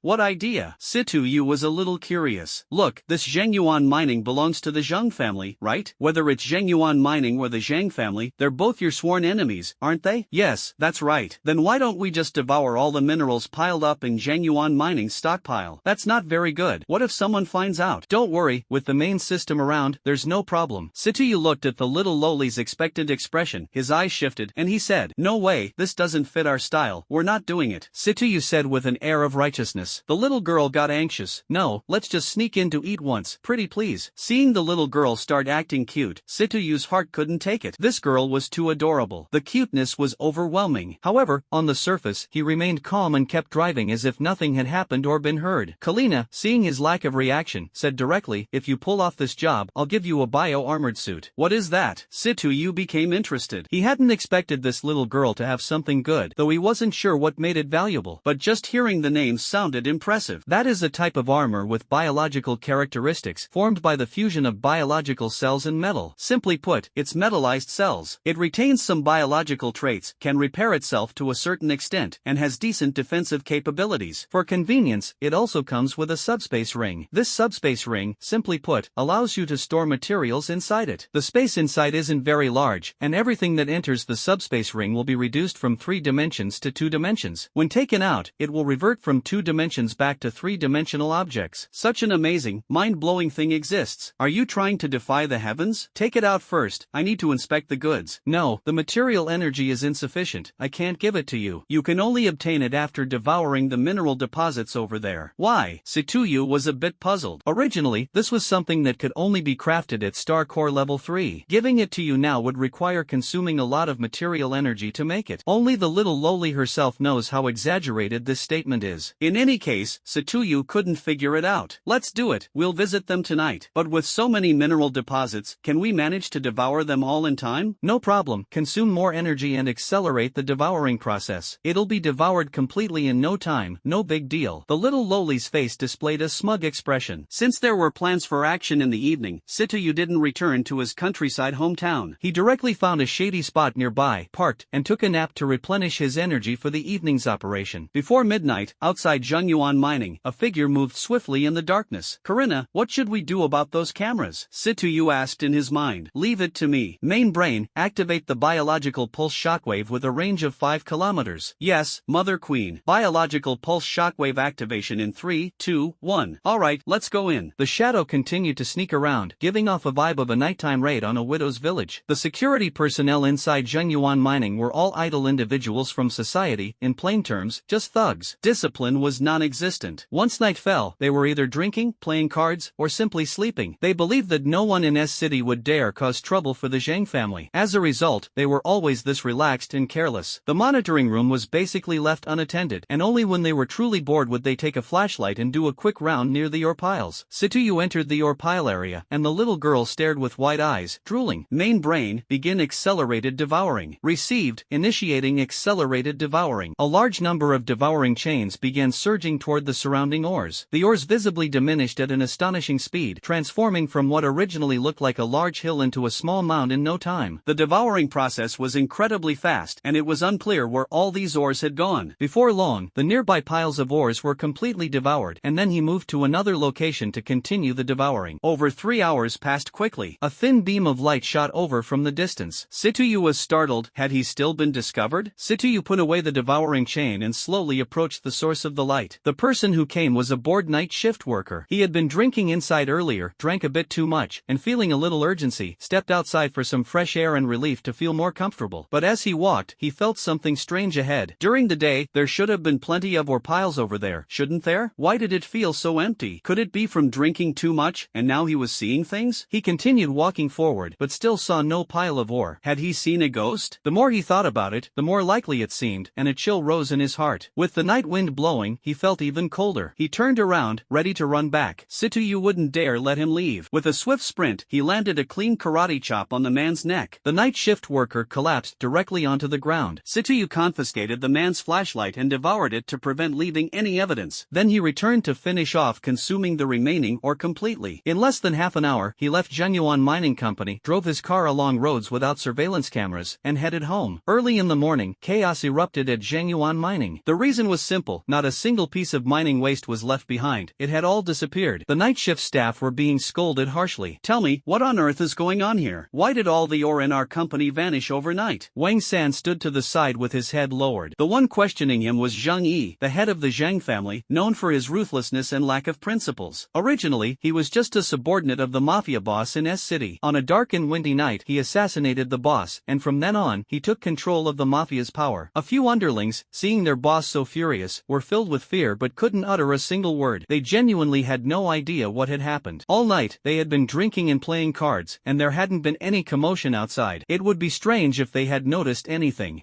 At that moment, a middle-aged man pushed the door open and said, "I checked the surveillance footage. There's no record from last night. It's as if all the cameras collectively malfunctioned. The people who managed to steal so much of our goods in one go must be no small fry. They must have used a lot of vehicles. Go to the traffic bureau and check the roadside traffic surveillance. I refuse to believe they can just vanish into thin air," Boss Zhang said angrily, glancing at the few underlings who were on night duty. These guys didn't even notice such a big operation from the other side. They're useless. Take them out and sink them in the river. The underlings quickly pleaded, "Boss, please, no. We really didn't see anyone come in. Please believe us, boss." Boss Zhang completely ignored them. The underlings were knocked unconscious and thrown into a car to be taken away. "Wang San, keep a close eye on this matter for me and make sure to find out who is behind it. There's a high possibility that this was done by external forces. Generally speaking, no one local would dare or have the power to do such a thing. But don't overlook any suspicious target. Not a single one." Immediately, he slammed the table in anger and stormed out of Zhenyuan Mining Company. At this moment, Situyu was doing something secretive with the little girl. Just now, the little girl made a basic biological battle armor and gave it to Situyu. Situyu found it somewhat strange, a pitch-black bracelet. It had an armor design on it, but nothing else. The blackness was excessive, almost as if it absorbed all the surrounding light. "Kalina, how do I use this thing?" He stared at the bracelet for a long time, unable to figure anything out, and had no choice but to ask the little girl. "Oh, this? It's very simple. First, prepare a white crystal and embed it into the bracelet. Then place it on your forehead to establish a mental connection. Once verified, you'll be able to use your thoughts to wear or retract it directly," the little girl explained proudly, her eyes filled with a disdainful look as if she were observing some reptile. Situyu felt a shiver from her gaze and timidly asked, "What is a white crystal?" The tall and majestic image of the little girl instantly shattered, then reassembled, directly switching into anger mode. "It's driving me crazy. How many times have I told you before? Didn't I say that when the star core absorbs energy, it's calculated as one white crystal equals 1 unit of energy? Why are you still asking this kind of question? But you never explained what white crystal actually is." Situyu replied innocently, clearly caught in the crossfire. "I didn't tell you?" the little girl asked suspiciously. "Not at all." Kalina was a bit embarrassed and directly projected a white rhomboid. "Look, this is what it looks like. A six-faced rhomboid composed of 3 surfaces on both the top and bottom. It's white and very pretty, isn't it? It even emits a faint light at night." "Yes, it is quite pretty. The problem is I don't have anything like this. So how do you use this armor?" The little girl slyly smiled. "1 white crystal for the energy of 10 tons of coal. Didn't you say that 1 white crystal equals 1 unit of energy, which can be provided by a ton of coal?" Situyu was very skeptical about this exaggeration. This girl's claims seemed to be getting more and more overblown lately. "Stingy, you actually remember that," Kiliana muttered in a low voice. Her eyes darted as she said, "Look, now the star core is at level 2, and normally, white crystals wouldn't appear. But now, to advance crystallizing this energy for you is a huge consumption. Plus, you can't just expect me to work for free, right? I'm just a child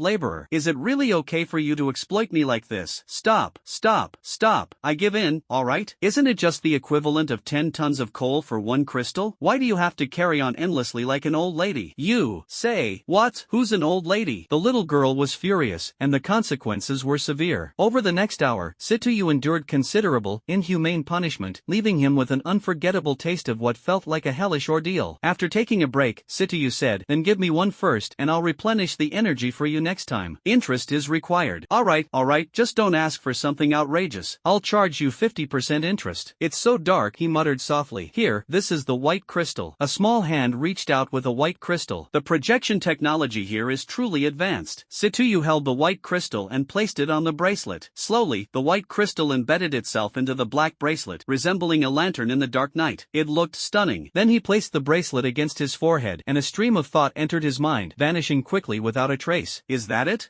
Alright, how do I use it next? Don't tell me I have to say something like handsome boy transformation, and then follow it up with in the name of the moon or something. That's creepy. The little girl looked at him with disdain, thinking about what kind of shows this kid watched when he was younger. Just think about activating the low-level biological battle armor. With a single thought, the low-level biological battle armor immediately covered his entire body. It looked pitch black, similar in color to the wristband, and its design resembled the tight-fitting outfit a muscular man might wear, but it was full body. And Sityu felt very strange. He didn't sense any changes. Everything in front of him was still the same room his eyes were seeing. Karina, what's going on? It seems like it didn't activate? The little lowly was already speechless. Lower your head and take a look yourself. He lowered his head to look. 2 pitch black hands and feet. It was amazing. He didn't feel as though he was wearing anything. There was no sense of weight at all. A little girl transformed, donned a teacher's outfit, and began thoroughly explaining the functions of the low-level bio armor. This low-level bio armor has defensive capabilities to withstand substantial kinetic damage, such as your bullets and the like. Even anti-material sniper rifles are no exception. At most, you'll feel a slight discomfort. Energy damage is the same. Explosive thermal energy can be directly ignored and might even provide it with slight recharging. Bullets hitting you will also get absorbed. Of course, its absorption works differently than mine. It transfers the absorbed items into a low-level subspace ring. Once the low-level subspace ring is full, it will cease absorption and simply eject the items. Teacher Kalena took a sip of water and continued. Then there's the breathing system. As you can see, this armor is completely sealed. You don't have to worry about suffocating, as it can generate oxygen. It can also convert the waste gas you exhale into breathable air. And next is pressure resistance. Basically, water pressure within 2,000 meters is negligible. You'll hardly feel it. Radiation energy can also be absorbed. Even toxic gas and such, all can be immunized. Wow, isn't that invincible? Sityu was very excited. That's not entirely true. If directly hit by a nuclear bomb, it would be too late to absorb the massive energy and you'd melt. As for the consequences, I don't need to elaborate. I think you can guess. The little lowly smiled sinisterly. But this armor is relatively ordinary in terms of defense, and its attack capabilities are almost negligible. It only has one biological laser beam. There are no other weapons. This biological laser beam has 3 modes. The first is the regular firing mode, the second is the sniping mode, and the third is the laser blade mode. If you need to use them, just activate them with your thoughts. However, let me tell you, this weapon consumes quite a bit of energy. You might want to exchange more white crystals, store them in the lower grade subspace ring for backup. It's fully automatic, so you don't have to install them in the lower grade subspace ring every time. Sityu felt as if he had been tricked. This thing is just an energy guzzler. Then without activating the weapon, how long can one white crystal last? And how long if the weapon is used? Without using the weapon, roughly 24 hours per white crystal. If using the weapon continuously, about 1 hour. Depends on the situation. Sityu felt like he had been tricked, and not just a little. This was a major trap. Such an excellent device, yet its energy capacity was so limited. In reality, he might have been overthinking it. Was he planning to wear it 24/7 for no reason? Strutting around the streets every day trying to show off with this thing? Next, Sityu tested the power of the laser in the small courtyard. A fully grown white rabbit was hit by the laser in normal mode, and it left a small 1 centimeter diameter hole on its body, penetrating through. The silly bird was startled and nearly fell off the rooftop. It landed on the ground, glanced at the now lifeless rabbit, then turned to look at the man in black. It likely recognized him, so it wasn't overly alarmed. It carried off the dead rabbit to enjoy it as a snack, wasting nothing. Then tested the sprint ability in armored mode again. The burden on the body has been greatly reduced, but it still can't be used continuously for long periods. Previously, it could be used continuously 7 or 8 times, but now it can be used about 15 times, doubling the capacity. Since it's entirely black, it feels faster, though the actual speed hasn't changed much. Looking at the energy consumption, Sityu felt a bit heartache. P.S. Checked the data. Only low-grade coal powder costs 500 per ton, while normal coal is 950 per ton. From now on, coal is priced at 1,000. Then he made a call to Du Shui, asking her to send another 100 tons of coal to the warehouse. After that, he transferred 100,000 to her account. Du Shui also smiled wryly. This little boy was truly straightforward. Last time he helped her so much, she hadn't had the chance to repay the favor. Now, for such a small amount of coal, he still transferred money to her. He was being overly formal. After finishing the phone call, Sityu thought of a question. Since he had devoured so many minerals yesterday, could it mean the task had also been completed? Main brain, how is the task progress? Due to being in the Star Core upgrade cooldown period, all devoured minerals currently do not count towards the task scope. What? Why didn't you say so earlier? How can you be so so deceitful. Yesterday you swallowed tens of thousands of tons of ore, didn't you? My goodness, it doesn't even count as part of the mission. Little lowly, come out here, I'm going to spank you. You can't just cheat people like this. This time he was really angry. How much money did that cost? All of it had been privately taken by the little lowly. No wonder she was so kind-hearted to create some useless biological armor. Currently, the city of S is simmering with undercurrents. Many mining companies have been scrutinized by the Zheng family, while only Tingfei mining remains undisturbed. Over the next 2 days, Situyu had nothing much to do, so he continued attending school, reading in the library, and leading a fulfilling life. Gradually, he found that there were fewer and fewer useful books in the library. Most of the ones he could use had already been read thoroughly. Those literary and artistic ones, he didn't even glance at them. To expand his knowledge base, he came up with an unusual solution. Today happened to be a class with Lu Xueyan, who was rumored to be a PhD student pursuing a combined master's and doctoral degree. She should certainly have many avenues for acquiring knowledge. He entered the classroom and glanced at the students inside. They hadn't arrived yet. However, Lu Xueyan at the podium had already arrived early. It was a bit strange. He'd never seen a teacher come this early before. Taking advantage of the moment with no one around, he approached the podium to ask a question.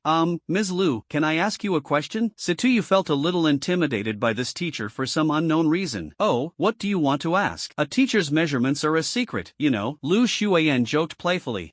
No, not your measurements. I'd like to ask where I can find more study materials. This library management has a lot, Lu Xueyan said, somewhat puzzled. Are there other places with it? There are, but other places are a bit more advanced. You probably wouldn't understand. Really? That's great. Where is it? Situyu asked eagerly. Shouldn't you finish reading the course books first before going to the library? I'm missing some books from other fields now. I've already finished reading all the basics in the library. Lu Xueyan was very puzzled. What exactly had he read? He even claimed to have finished them all. What books have you been reading in the library? This category is quite extensive, including advanced mathematics, advanced physics, chemistry, calculus, high-energy physics, electromagnetism, optics, quantum science, and many other theoretical science books. Lu Xueyan's mouth opened wider and wider as she heard one term after another, utterly stunned. The dumbfounded Lu Xueyan, with her mouth agape, asked blankly, "You've read all of them? Finished reading? What's up? Learned it? Almost got it all, I guess. Nothing particularly difficult." Lu Xueyan got angry and slammed the table. Are you some kind of clown invited by monkeys? Do you take me for a 3-year-old? Do you know how long it would take me to finish reading all those books? Not to mention actually learning from them. But here you are, just a few days into the semester, telling me you've mastered everything. And it's even cross-disciplinary. Her face was flushed with anger, her majestic chest heaving up and down, making Situyu gulp instinctively. He awkwardly said, "But I really have almost finished reading it all." He appeared quite innocent. Was it wrong to read quickly? Lu Xueyan was no longer angry. This guy had just come to tease her. There was no reason to get upset. After calming down, she picked up the book and opened the textbook directly. Page 35, what does it talk about? Situyu glanced at the book title and immediately began reciting all the content from page 35. At first, Lu Xueyan didn't think much of it, but as she listened, she began to feel something was off. She hurriedly opened the book to check if what he was reciting matched the text. The result was clear, not a single word was different. Lu Xueyan refused to give up and changed the page number. Continuing, the two of them went on like this, with one calling out page numbers and the other reciting. The students who came later were stunned. "Teacher, is it really okay to treat your students like this?" Then, the unyielding Lu Xueyan started asking math problems, which Situyu answered one by one. Next came physics, then chemistry, until Lu Xueyan was nearly on the verge of collapse. After more than half the class of questioning, the stubborn Lu Xueyan was somewhat disheveled. Of course, it wasn't because she did anything embarrassing with Situyu. She was simply forced into it by Situyu. She insisted on making Situyu mess up once before she could feel satisfied. After such a long time, it still wasn't successful. Staring blankly at Situyu, she asked, "Are you even human?" Hey teacher Lu, you can't just attack someone like that. Actually, he was thinking, how about we book a room and communicate to verify this, but he dared not say it out loud. Lu Xueyan suddenly let out a loud cry and collapsed onto the podium, sobbing. The other students all gave Situyu strange looks, their expressions seemingly saying, "Classmate, what did you do to this beautiful woman? Otherwise, why would she cry like this?" The indecent undertone in their gazes was quite apparent. Situyu was dumbfounded. What was going on? He hadn't done anything, so why were they all looking at him like that? He glanced again at the beautiful teacher. Leaning in close to her ear, he whispered, "Ms. Lu, let's talk this through calmly. Could you please not cry? There are so many students watching in the classroom, and I'm afraid they'll misunderstand." After hearing Situyu's words, Lu Xueyan's sobbing quieted down. She then took a tissue from her bag, checked her swollen red eyes, and said, "There will be no class today. Dismissed." Situyu, come with me. She then slightly lowered her head and walked out of the classroom. Everyone watched the two leave, and the flames of gossip instantly ignited. Various Conan and Sherlock Holmes types emerged to analyze the scene. There was every kind of speculation imaginable, if you could think of it. They were saying it. The two arrived at the rooftop of the teaching building. Lu Shuiyan took a deep breath. Situyu followed behind her, looking like a student who had done something wrong. Tell me about yourself. Why did you come here to study? Lu Shuiyan said calmly. Teacher, I have a question. Does where I study have anything to do with you? You. Then what's your actual educational background? Is it a double doctorate, or 3 or even 4? Expelled from school in the second year of high school. Strictly speaking, I should be considered to have a junior high school education. Lu Shuiyan thought to herself. Pretend all you want, keep pretending. I wonder which family sent you here. They even managed to get someone into this place, and such a weirdo at that. A smile appeared on Lu Shuiyan's face. Expelled in the second year of high school? Then how did you manage to learn so much? Well, isn't it because there aren't many school courses? I've been spending all my time recently in the library, naturally reading a lot of books. Are you saying you'd like to see more information now? Lu Shuiyan smiled even more radiantly. Yes, I originally came to ask you about this, didn't I? Situyu said innocently. Lu Shuiyan thought about it and realized that was true. This jerk did mention that at the start. Wait, no, this jerk must have come to provoke a genius beauty like me. Otherwise, why on earth would he show up in my class specifically? You couldn't find another oddball like this in the entire school.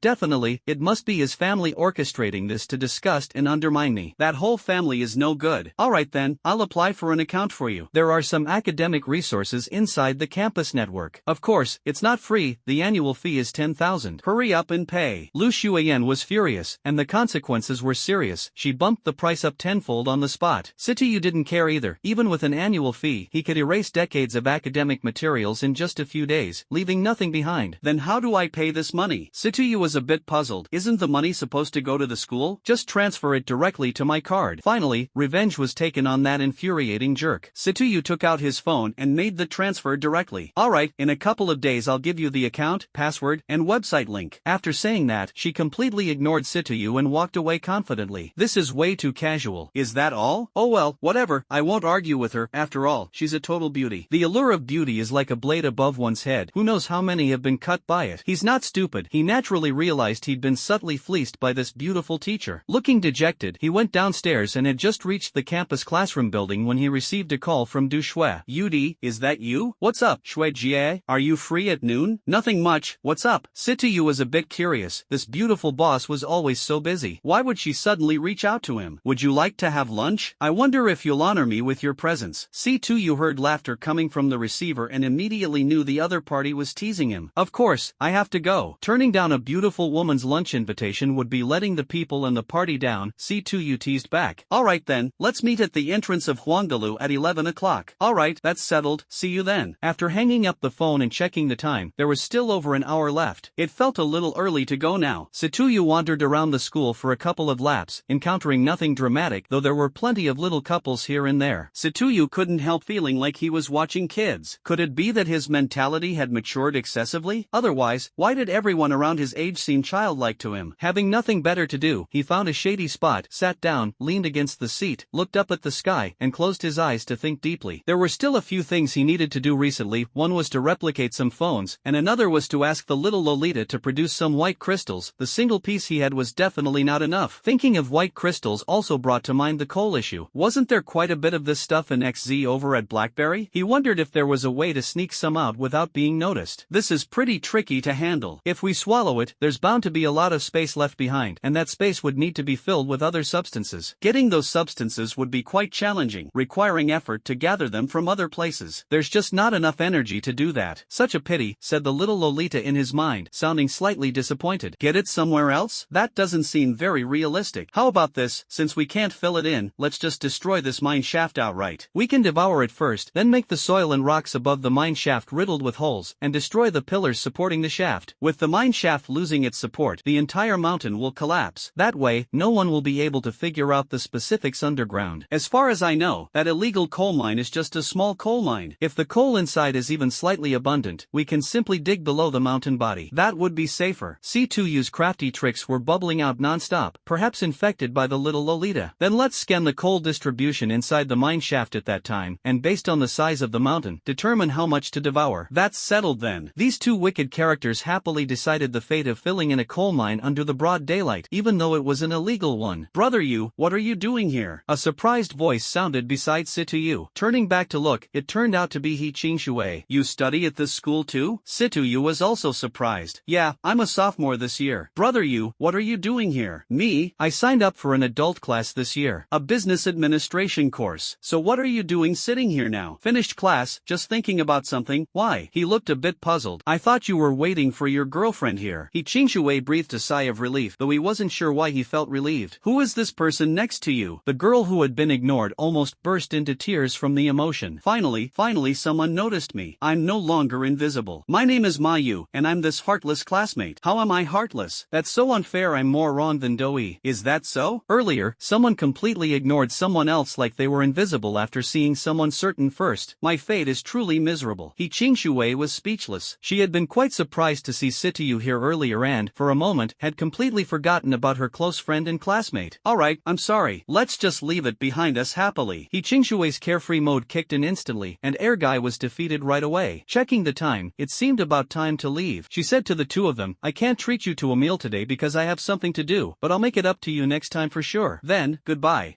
Goodbye. Watching as Situ left, He Qingshui felt slightly disappointed. Could he be going on a date? This equally mischievous girl added a jab directly at He Qingshui. Perhaps she's been playing too much lol. Situ drove to the Yellow Crane Tower, arriving precisely at 10:58. He was absolutely punctual. Inside, Du Shui, who had been waiting, kept gazing out at the cars passing by. Naturally, when she saw Situ's car, she quickly stood up and waited for him at the door. Situ locked his car door and walked to the entrance of the Yellow Crane Tower. Seeing Du Shui waiting for him at the door, he awkwardly said, "Sister Shui, why did you get here so early?" Du Shui pointed to her watch, rolled her eyes, and smiled as she led him inside. Situ still felt a bit awkward. After all, letting a beautiful woman wait for him was somewhat hard to bear, especially when she was a beautiful boss. The two sat down facing each other, and Du Shui handed the menu to him. He shook his head and said, "I'm really not good at ordering, so you do it." "Alright then, but I'm not sure if what I order will be to your liking." "Don't worry about that. I may not be good at ordering, but I'm definitely good at eating. As long as you're not afraid of me eating you out of house and home, it's fine." Du Shui chuckled softly, then started looking at the menu. Shortly after, she called over the waiter and ordered the dishes. The two began chatting about work, discussing if there had been any unpleasant matters recently, aiming to cheer each other up. "President Du, why are you here too?" An abrupt voice reached their ears. Du Shui's expression darkened slightly, but out of professional courtesy, she stood up and forced a smile, saying, "Hello, President Liang." The two shook hands. Liang Ping glanced at Situ again, then asked Du Shui, "Who is this, Du? Aren't you going to introduce me?" He seemed to harbor some inexplicable hostility towards Situ. "This is my younger brother, Situ. I've never heard that Du had a younger brother, and with the surname Situ, no less." Liang Ping asked suspiciously, "Oh, him? He's actually my great benefactor. Back when Zhangyuan Mining forced Tingfei Mining into a corner, it was my younger brother who helped me out. Without his assistance, we definitely wouldn't have made it through that tough time." "Snow, you don't need to say that. Those are all things I need. Don't talk about gratitude. It's just business." Liang Ping watched the two of them exchanging remarks with ease, feeling slightly uncomfortable. He shifted the topic and asked, "I wonder where Mr. Situ is currently employed?" "I'm just an unemployed wanderer. There's nowhere for me to be employed," Situ said with a faint smile. Liang Ping instantly felt superior. "An unemployed wanderer is here trying to cozy up to the woman I want to pursue? Only someone like me, a wealthy person with ID, deserves to match with a woman like her. Mr. Situ is really carefree. I don't have such good fortune. I'm working myself to death as the deputy general manager at Sidong Mining Company, getting up earlier than the chickens and going to bed later than the dogs. Busy to the point of exhaustion all day long." It seems like he's complaining, but in reality, he's saying, "I'm a deputy general manager, a very busy person with real authority. Much better than you, a social nobody." But he forgot what Du Shui just said. This social nobody saved Tingfei Mining. Liang Ping continued, "Mr. Du, I wonder if I could invite you to dinner today?" Du Shui looked down on him greatly. This man was just a fair-weather friend. Back when Tingfei Mining was in trouble, their company cut off all ties with Tingfei, refusing to answer calls or outright rejecting them. Visiting their company was futile too. They would simply say the boss wasn't in and wouldn't even let anyone in the door. And now that Tingfei has overcome its difficulties, he clings on like a fly. What Du Shui doesn't know is that in the past 2 days, all the mining companies in S-City have been harassed by the Zhang family. Life hasn't been easy for them. "Sorry, today I'm treating my brother to a meal, so I don't have time to have lunch with Mr. Liang." "Then I wonder if I could have a word with President Du alone?" Liang Ping asked persistently. "It's no problem. My brother isn't an outsider. Feel free to say whatever you need to." Situyu remained silent on the side, just quietly watching. Liang Ping glanced at Situyu, then hesitated and said, I wonder if your company has been harassed by Zhengyuan mining in the past 2 days? Du Shui thought for a moment and said, recently, Wang San brought a group of people to cause trouble. Nothing else happened. Did they go to your company to check the surveillance or anything like that? This one, no. Why would they check the surveillance? Isn't that a bit too strange? Du Shui was quite puzzled by this question. Oh, I see. Then it's nothing. I'll head out first. Take your time eating. Then he immediately turned and left. Situyu listened to Liang Ping's question and thought of something, his lips curled slightly, feeling very pleased. Serves you idiots right for offending me. Du Shui didn't waste time on such baffling questions and continued chatting about everything and nothing with Situyu. A piece of music started playing. Du Shui took out her phone to check. It was a call from the hospital. She quickly pressed the answer button. After listening to the content, her face turned pale as paper. Situyu sensed the seriousness of the matter and hurriedly asked, what happened? My dad's condition has worsened. It's very dangerous. Her eyes were filled with tears, and Situyu didn't waste any words, pulling the bewildered Du Shui along to the hospital. At the hospital, Du Shui led Situyu to the ward, where they saw the doctor treating Du Shui's father. However, judging from the doctor's expression, the situation didn't seem optimistic. Doctor, how is my dad? Du Shui asked nervously, her brows slightly furrowed. The doctor shook his head and sighed, saying, Mr. Du suffered a stroke induced by cerebral hemorrhage, which was already a dire condition. Now he's in critical condition and beyond saving. Du Shui felt as though the world around her was collapsing, her head spinning, almost on the verge of fainting. Fortunately, Situyu was there to support her from behind. Situyu furrowed his brow and asked, is there really no solution at all? The doctor pondered for a moment and replied, if we're talking about a cure, then there truly is no way. However, if it's just about temporarily preserving life, there's a glimmer of hope, although that hope is extremely slim. Doctor, what exactly is this hope? Please tell me quickly. Upon hearing there was still hope, Du Shui immediately straightened up from Situyu's embrace and asked urgently, 100-year-old ginseng, but this is something that can only be found once every several years. It's too rare, completely unattainable unless by chance. Du Shui slumped into the chair. Wasn't this the same as having no hope? Tears kept falling to the floor drop by drop. Her expression was dazed and very helpless. That doctor, how many 100-year-old ginsengs are needed? Situyu's question was quite silly. The doctor replied irritably, do you think ginseng is like cabbage? How many? Just one would be enough. The problem is finding it in the first place. Sit-on-you rubbed his chin and asked, Uncle Du still has how much time left? About half a day. Why are you asking? Alright, try to stall as much as possible. I'll return as soon as I can. Du Shui, sitting nearby, hadn't heard a single word of their conversation just now. Completely immersed in sorrow, she continued to sit dumbly in the chair, tears streaming down her face. Situyu drove his Q7 down the road at lightning speed, not knowing how many times he had gone over the limit. In any case, he was sure to face a hefty fine later. Returning to his home, he took out a wooden box, which contained a dried wild ginseng root. Holding the box, he hurriedly rushed back to the hospital. The doctor wasn't in the ward, only a nurse was there observing the patient's condition. Du Shui was leaning back in the chair, fast asleep, most likely overwhelmed by grief and utterly exhausted. Situyu refrained from disturbing her, letting her rest. He asked the nurse to call the doctor and kicked the wooden box over to him. The doctor curiously opened the box and, upon seeing its contents, exclaimed excitedly, This is wild ginseng over 100 years old. Such a precious medicinal herb can actually be obtained. The doctor was somewhat incoherent. Having practiced medicine for so many years, he had never seen such high-quality century-old ginseng before. His heart was filled with excitement. The recently sleeping Du Shui was awakened by the doctor's loud exclamation. She looked at the doctor and said, Doctor, is my father already? Her words trailed off, unable to continue. Tears started welling up in her eyes again. Miss Du, don't misunderstand. I was just surprised by the century-old wild ginseng, the doctor said with a smile. Will this be useful for my father's illness? She was quite puzzled. The doctor had just said that her father couldn't make it. Wait, it seemed like he mentioned at the end that a century-old ginseng could save her father. Her eyes instantly lit up. She asked urgently, Doctor, are you saying what you have is century-old ginseng? Yes, it's a top-grade century-old wild mountain ginseng, extremely rare. I'll go prepare a medicinal soup right now. At least this can save Mr. Du's life. With that, he hurriedly left. Yudi, is that someone you brought? Du Shui asked excitedly. Situyu nodded. Du Shui hugged Situyu tightly, crying and repeatedly saying thank you. The scene was indeed a bit strange. Situyu's clothes suffered greatly, soaked in a large area. Feeling annoyed, he said to Du Shui, I say, Sister Shui, you've wet my clothes like this, do you think that's okay? Be careful, or I'll take you back and make you wash them for me. Situyu originally intended to lighten the atmosphere, trying not to make it so gloomy. But in Du Shui's ears, it sounded completely different. She thought to herself, could this guy be hinting at something? But would someone like me still be suitable for marriage? Her mind wandered far ahead, while Situyu hadn't thought that far at all. Blushing deeply, she turned her head away, avoiding his gaze. Not long after, the doctor came back in and administered the medicine made from ginseng, allowing it to slowly drip into the patient's body through and for. Before long, all the vital signs returned to normal. The doctor and nurses all breathed a sigh of relief. Turning to Dushue, the doctor said, "All right, Mr. Du's life is temporarily out of danger." With that, they left the ward. The two sat on the chairs beside the patient, looking at the middle-aged man on the hospital bed, whose temples were streaked with gray. He appeared to be under 60, yet much of his hair on both sides had turned white. It seemed the stress from work in the past had been immense, otherwise, his hair wouldn't have turned so gray before 60. Dushue looked at her unconscious father on the hospital bed, a faint smile appearing on her face, but the shadow of worry between her brows did not dissipate. Dushue looked at her father and recalled the bits and pieces of her life from childhood to now. Her father's name was Due.